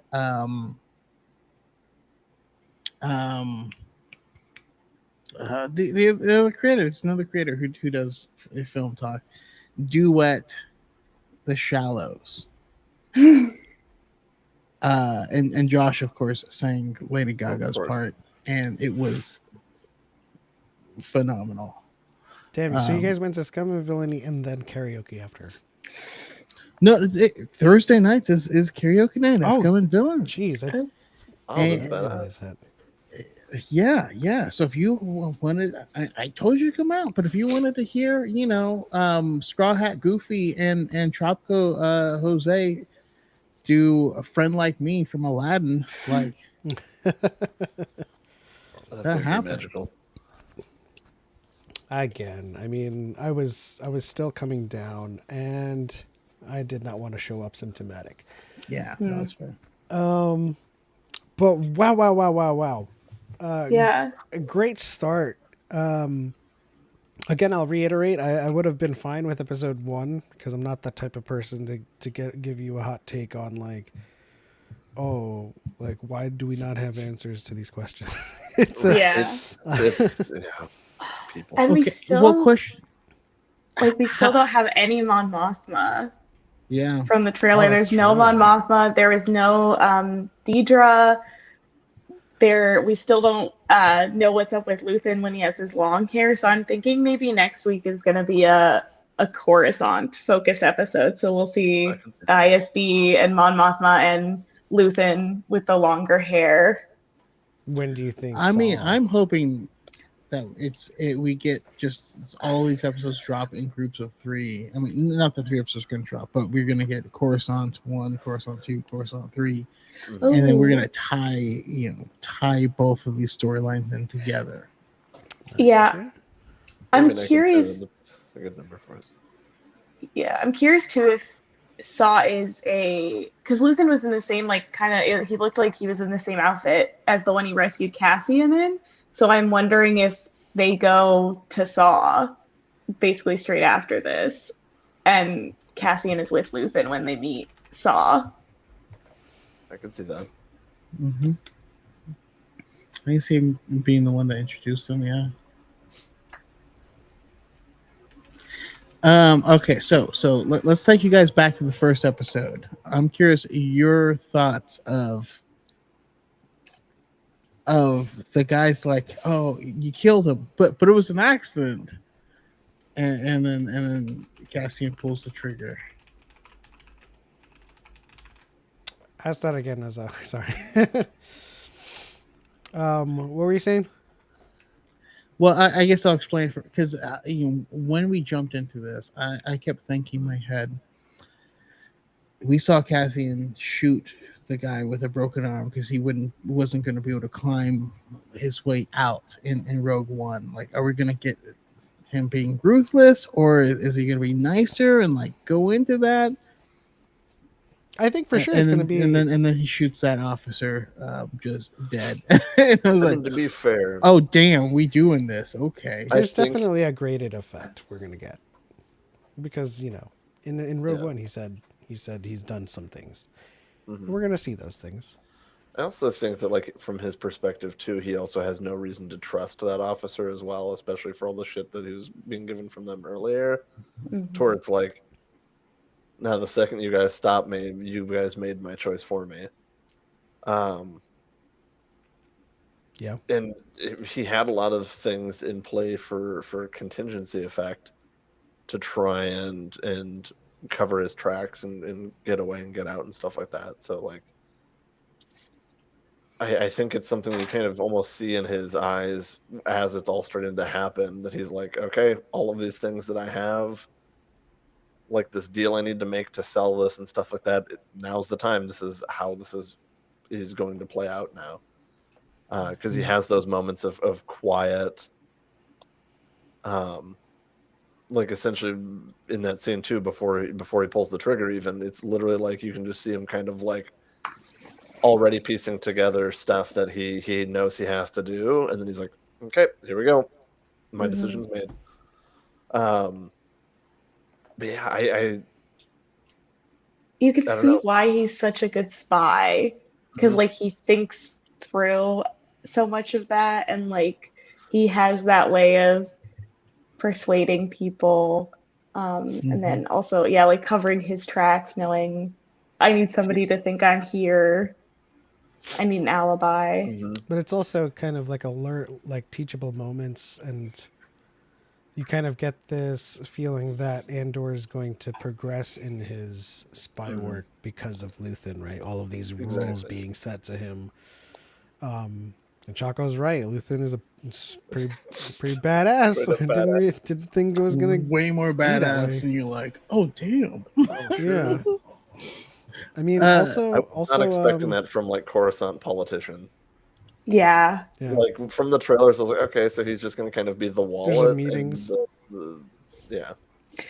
Well, I'm wondering if he was like I feel like maybe the tension with Luthen is kind of maybe like he's almost that middle between like Mon Mothma and Saw Gerrera, where like he was the I'll just Yeah. pay all support how I can while living this life of secret. Mhm. And maybe he starts to hear whisperings of people being more upfront, and he's like, oh, maybe I need to do that instead of maybe it's time to give this up. Well, so I love Padme, right?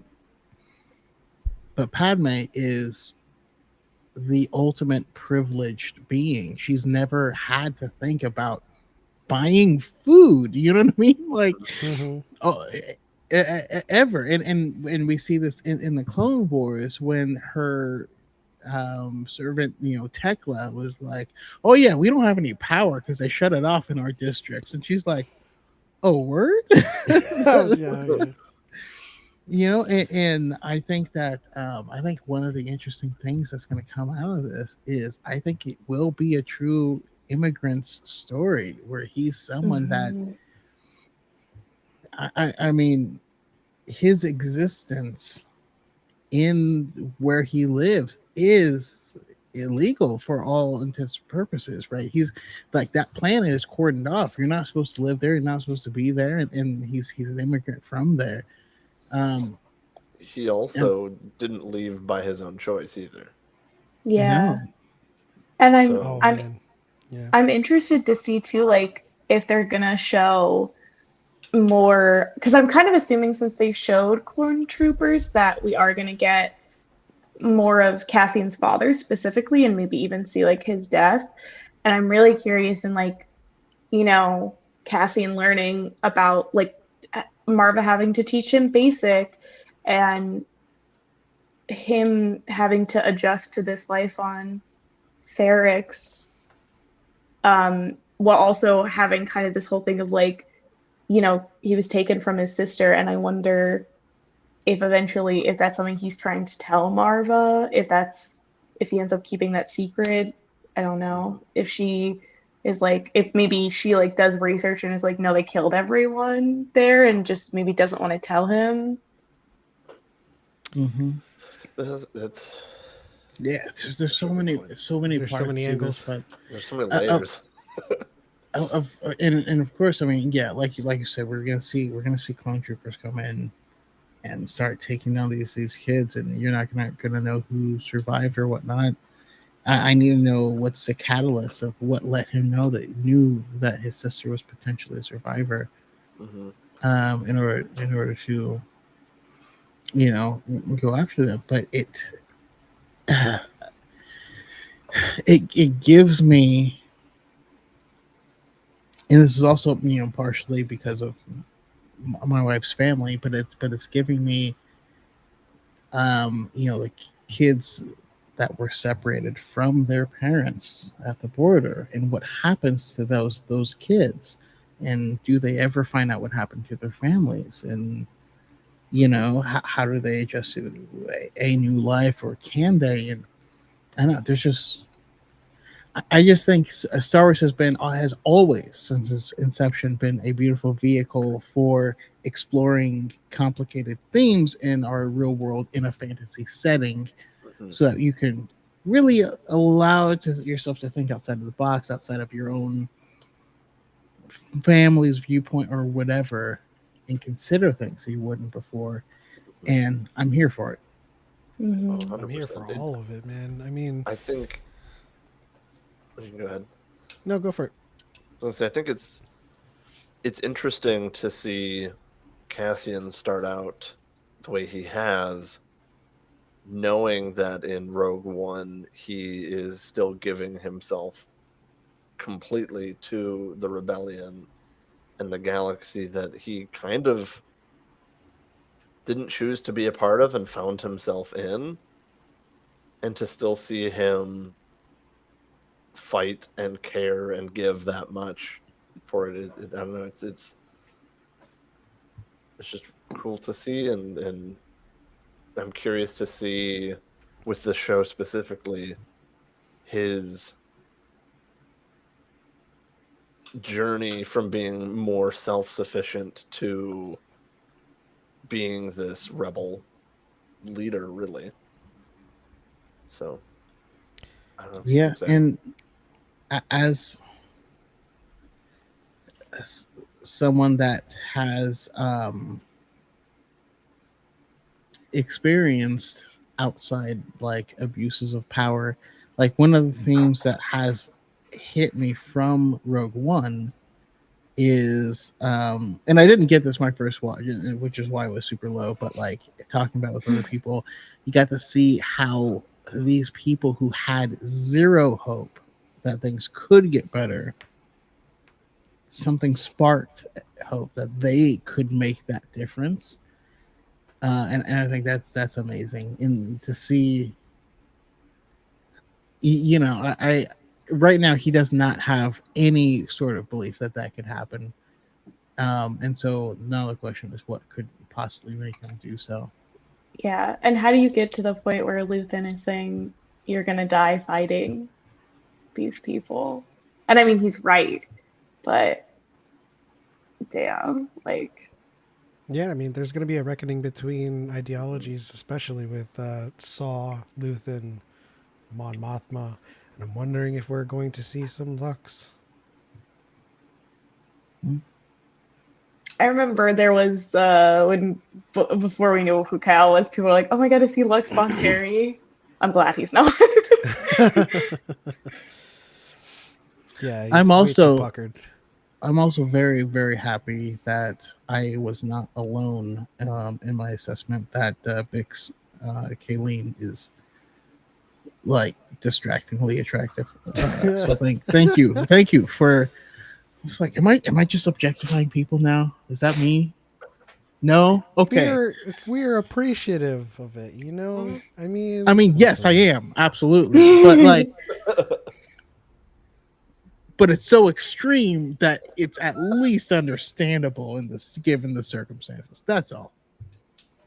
I mean, we are. I mean, we are cognizant of the character's role in the story. We're not just being like, "Hey, this is the eye candy of the show." Mhm. You Oh, know? and she's written with a lot of depth beyond just being eye candy, which is something I appreciate. Yeah. Yeah, I already very much appreciate another kind of.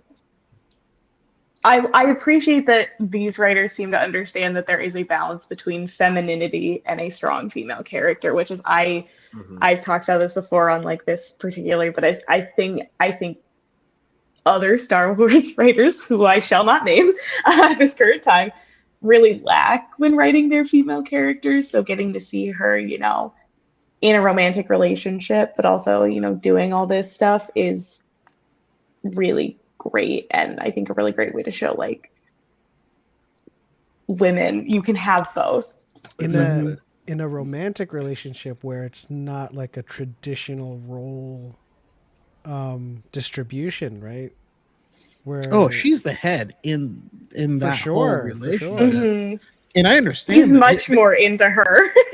he's just trying to hang on, and Yeah, oh like, yeah. Yeah. and he sees how beautiful Diego Luna is, and he's like, "Bro, I ain't competing with that. Like, I need to trip him up or something." I'm gonna turn him like, into the authority. It's the only way I can get rid of him. Yeah. Oh man. Yeah. Oh, but episode 4 is next week. You guys have had to wait now for an additional week and a half, maybe 2 weeks now. Going into the next one, I feel sorry for you guys. But yeah, it makes sense that they dropped the 3 episodes. I think, as Chaco and Em said, it's wrapped up neatly in a tight bow, and it really lets you know what the show is all about. And it has an alluring mystery of where it goes from here, because like now there's not much questions in my mind. The board set. Yeah, it's kind of like, it's not really like what's going on here. It's what's going to happen next. Yeah. And like how these stories are gonna come together. Like how are Mon Mothma and Cassian gonna meet? How are Kyle and Denise Goth have talked about Deidre and Cyril being twin Imperial flames. How are they gonna meet? Also very interested to see if we're gonna have like a Lost Stars-esque romance between the two of them. It kind of seems like we might, which I'm very excited for. But I'm interested to see. And then if also like Cassian going back to like Biggs and Marva after everything that happened, and how like that changes their relationship. Is there anything you guys picked up on having seen it already and are watching it again that you missed the first time?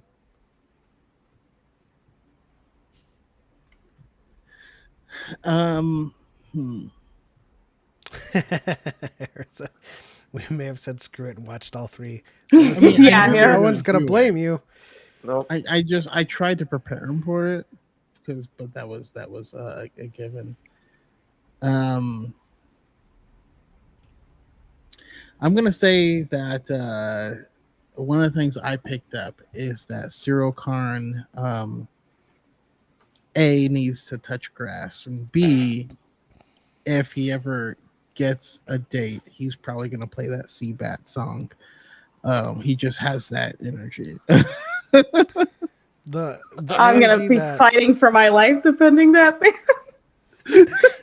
He's got the energy of a person that like walks out of the shower and then sees himself passing by in the mirror and clenches. He's like, frick yeah, and bites his lip. Sorry, Em. No, that line though, it's like, did you alter your suit? It's like, I just know that man's hero is Callus.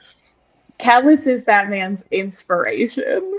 That makes sense now that you're saying. He has posters of him on his wall, like, because he wants to be in the ISB too. That's like his goal. He wants to be Callus so badly.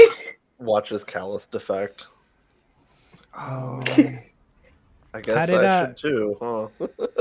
Harith, if you're still in chat, how did everybody on Pod Ones take the first 3 episodes? And as well as Em, I'm curious if you have received any transmissions from the other girlies of. I don't think Liv and Hay are watching it, but I was talking to some of my Andor friends, and they're loving it. They loved the first 3 episodes. By not so watching far. it, you mean like they're waiting until they wake up or something, right? Yeah, wait until they wake up. Yeah, I think Liv said she couldn't watch it till the afternoon. I'm not sure if Hayden was up. I think she might have been, but yeah. And then I've been kind of looking on Twitter. It seems like Mac also said it was very good. It seems like there's a good reaction to it. I think Mac was saying, she was like, oh, people are saying that it doesn't feel like Star Wars, but to me it does, and I agree, because I think that it holds so many of the, when people are saying like, oh, if it doesn't have the Jedi, but like this has everything that Star Wars had. It has this idea of hope, found family, mentorship, the underdog, like taking a chance, like those to me have always been way more central to Star Wars than the Force, honestly. So like the fact that those are still so present in this makes it feel so Star Wars to me. Like it feels so Star Wars, and like I mean, not just like Rogue One even, but like Rebels, like Rebel Rising, even the Bad Batch, like, so kind of all this stuff set in that era, I feel like it actually goes along very nice with it. Yeah. So for me, and I fully agree with you, and I fully agree with that. For me, as someone who's read a crap ton of EU stuff and canon stuff, the EU was really focused on the Skywalker legacy going. That's really what all of it built on going forward, to the point where it got really weird, because they're like, and Boba Fett's here, and you're like, isn't he like 85? And they're like, don't worry about that, whatever. Don't think too hard. Okay. But when it comes to the canon stories, and the reason I feel like Star Wars has moved beyond being science fantasy is because so much of the canon stories are science fiction. They are not following Jedi. They are not following force Mm-hmm. sensitive people. They are people existing in this universe, and this is one of those stories. And so for me, this is super Star Wars. But Oh that's yeah. because I've consumed so much of the non-Jedi medium, and I could see how Mhm. someone who has only watched Skywalker Saga and maybe Solo or something like that could be like, this doesn't feel right. And like, I no, don't man, like, I don't think those terms are mutually exclusive also. I think Mm-hmm. and I I don't know what agree. you mean by I am down and so is Luke Harith. I was just asking how you guys felt about the 3 episodes. But like so when I say this doesn't feel like Star Wars, Luke it's not says Cassian Andor. Gazinander. When I say it doesn't feel like Star Wars, it's like CJ says, it's a very different tone, but it's definitely not an indictment on its spirit. Like it is for sure Star Wars, Mm-hmm. but it just doesn't feel like what we've gotten. You know, so Mhm. far it feels new and exciting, Which and is I'm For all me, exactly for what it. we it need. feels like a show that carries the vibe of like the smuggler and imperial agent stories from the Old Republic. Mhm. That's just it's kind of in that same space to me personally. I don't know Of if it would be like apt to say this doesn't feel like Star Wars, but this is so Star Wars. No, it is, I don't know. and For it's me, because of the it feels Star multiple. Wars to me. I don't know how that. No, this feels right. Well, we also have so much, multiple perspective. I mean, as much as I was, kind of, clowning on our pre-imperial boy, you know, he's going to be an empire boy. As much as I was clowning on him, fact of the matter is he is not technically wrong, and you can see that everything he's doing, he has a reason for believing this is right. Mm-hmm. Um, Mhm. he just doesn't see the effect that this has on the everyday person, and Yeah. refuses to acknowledge that. But it's funny how it is displaying both sides of these things, Yeah. Yeah. And it seems like it's going to continue to do that based on like the fact that we're getting like another main Imperial character, and also we have Mon Mothma who is having to be undercover. Um, yeah, it's so. I I was mean, very interested in that Imperial character too. yeah, it's like, and to be fair, I think maybe it feels like Star Wars to me because this is the part of Star Wars that I love the most. Not even just Cassian, but like the rebellion and Mm-hmm. how the cells all came together to form the alliance. So like, which I think is like, I think it's that's such a central part of the original trilogy that I think people sometimes forget about, like how much the alliance really matters to that plot and that story. So I think to see it all come together is really beautiful, and the fact that we keep getting to see it from different perspectives. You know, you have it in Rebels more through like the like a Jedi perspective, and in this one now we're getting it through like a kind of more normal person, and then like more of a also it seems like with Mon Mothma like a senatorial perspective, and we saw a little bit of that like Princess of Alderaan with Bail.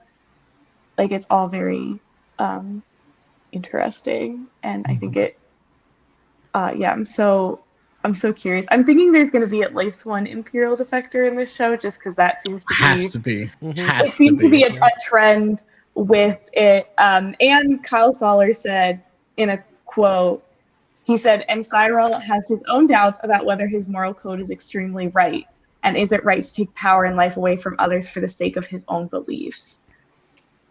Yeah. So like the fact that that's like something is like I don't know. It feels like he's right on the edge of like a potential kind of like it's kind of like Callus, you know, like exactly what you're saying.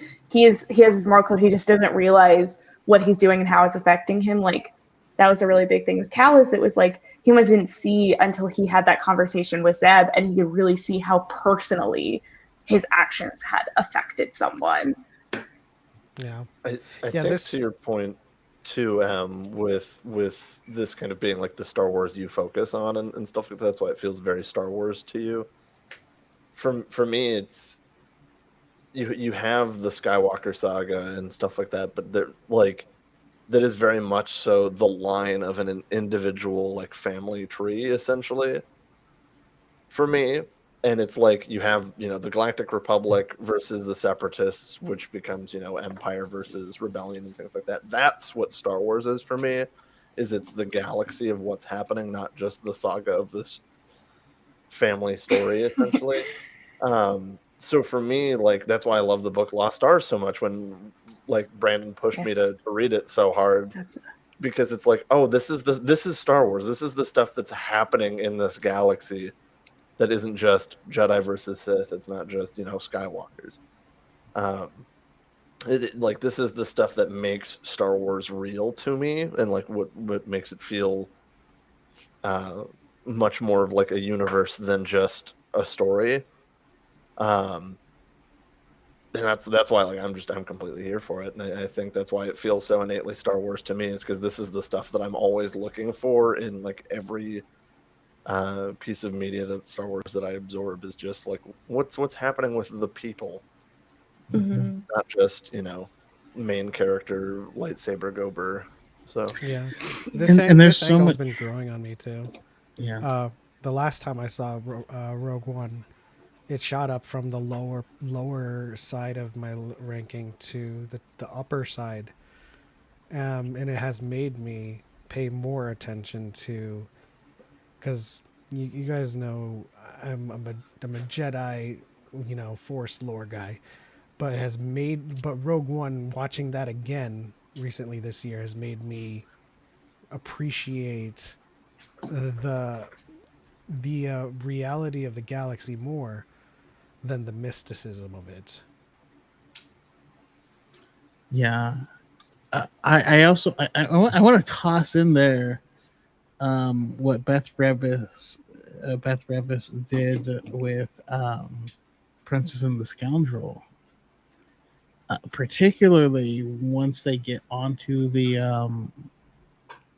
Galactic Star Cruiser, which I was like, oh, okay, this is going to be a commercial for the cruiser, like what, but it's not at all at any point in that book. And Princess Leia is like, a lot of these people have been profiting off of the Empire. Like, one of the people were pissed off at Leia for being there because their relative was a rising officer on the Death Star, and you're like, oh, like this thing runs deep on both sides, and I don't know. This is just like, this is that on.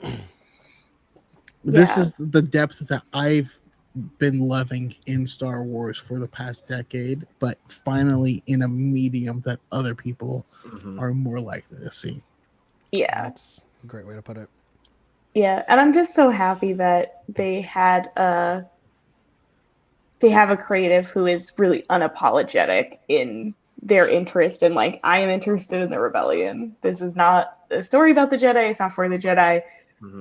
Because I think people, like, I just think people forget that, like, not every fan is a huge Jedi Force person. There is a lot more to Star Wars, so I'm happy that they found someone, and I think it's perfect for, like, this project, to have someone like Tony Gilroy, who is very unapologetic in what he is interested in Star Wars. I mean, in the same way that, like, Dave Filoni is very unapologetic in his, like, interest in the Jedi and telling someone like Ahsoka's story, that Tony is very unapologetic in the way that he wants to tell Cassian's story. Yeah. We need more cameos. Nope. See, I mean, a lot Well- of people will depend on cameos and glub shittos, but I think there's necessity in bringing some certain characters into this timeline, and narrative sense and stuff like that. Saw. Those aren't cameos; those are just the character exists. they exist. In this time, and they're active in this time. Also, like, the cameos I want to see are not the cameos other people want to see, where I'm like, oh god, I hope that Draven is here. I hope that Anton Merrick. I hope that Kato from Rebel Rising is maybe with Saw. Like, the cameos I want to see are not the cameos that people are gonna get excited for. The synth skin gloves to show up. That's what I need. I would probably cry. I'm not gonna lie. If Kato has them, My theory has always been that it's potential because we know that Kato is still alive when Jin leaves Saw and Rebel Rising, but then in the Rogue One novelization, she asks about him and they said he died. So we know that he died in those 5 years, and my theory has always been potential that we could see him die in this show. Yeah. Oof. And there's another link to those in the Battlefront Inferno Squadron book. But Oh, yeah. I haven't read the book for that. I've only played the game for it. But Just really Plus- quickly to. Oh, go ahead. Morph is good, or is that how you say the big white creature partisan? He's going to be in it. That's a great cameo. yeah. Just to catch up with the people in the chat before we wrap things up and let everybody catch their snoozes. St. Pat says it's all about people-driven actions and changes in the galaxy, even on small scale, and I love it. That's probably Luke. Luke said, gritty, it is really good. I think it's great that it came out after Obi-Wan. It is so much different. And then Harris says, this is a show I've been wanting since they announced Disney Plus, a show about the ordinary people during the reign of the Empire. And then CJ says, remember Mon Mothma is a cameo. That's Kappa. I want everyone to remember what snitches get. Snitches get put in ditches. And that's what we saw here today, y'all. Don't snitch on my boy Kazi. That's all I'm saying. That was karma. it really was. Also a happy Bix. I'm not gonna finish that, but just keep Bix happy. Okay. She deserves it. Thank you guys so much for staying up for this 3-episode premiere. It is now 2:16 a.m. in the West and 4:16 for me. 4:16 for Cal. Yeah. I sympathies for those who need to wake up early. Was it worth it, 8. Cal? Oh, of course. Absolutely worth it. Like even if I wasn't going to be watching with all of you guys, I would be up. Which is why, like, immediately after work, I was like, and sleep until like midnight, and then I'm gonna wake up and be fine. Thank you to M, of course, our resident Rogue One. Thank you for Stan. having me. Absolutely, we could not picture an Andor premiere without you. Thank you to Cal, and then thank you to everyone in the chat who stuck around. I know it is late, and I know it's 3 episodes, and I know that's daunting. But luckily, next week is just 1 episode. Sadly, but fortunately for everyone's sleep schedules. But don't forget to follow M on TikTok at Stardust M. Also on Spotify, Kessel Run Relay with Hayden Liv. Is it just you, Hayden, and Liv? I forget. Yes. Okay. Yes, I'll say no. We'll be doing our review or a discussion of the first 3 episodes next week. It'll come out. Can't wait. And then follow Cal on Twitter at. You can follow me on Twitter. I don't ever really post on Twitter. I But want you to start. I want you to start and enter the sphere. But follow him on Twitch. This is the time. Twitch.tv/CalForrer. Get in on that, man. We're having conversations with like comic authors and artists and stuff. It's fun. It's fun. You don't have to submerge yourself in the negativity of that side of the fandom. We can have fun on Twitter. Follow Podwans Podcast, of course, on YouTube, as well as the Podwans Pod on in TikTok and in St. Pat Separatist Rebel on TikTok as well. And of course, Darth Chaco is going to have his high ground discussion tomorrow with Stoobs, Juju or Strawhead Goofy, Mesa Windu, Tropical Joe, and Carly King. It is a heavy-hitting roster to discuss Andor. Tim, am I your whore? Yes, you are. Thank you guys so much again for tuning in. Chaco, I don't know if you have any final words. Just exciting. I can't wait to see more. and from now until eternity, my favorite Easter egg will always be M forgetting that she had a full minute and a half conversation with Diego Luna. Just brain Like- off. Look, All right. if Diego Luna amazing. touched your bear skin, All right. So as we sign out, we're gonna wave for 5 seconds so we make sure that we have ended. So thank you guys so much for tuning in. That is the end. On to the next one. For light and for life, We are all the Republic. and may the Force be ever in your favor. Good night. Bye.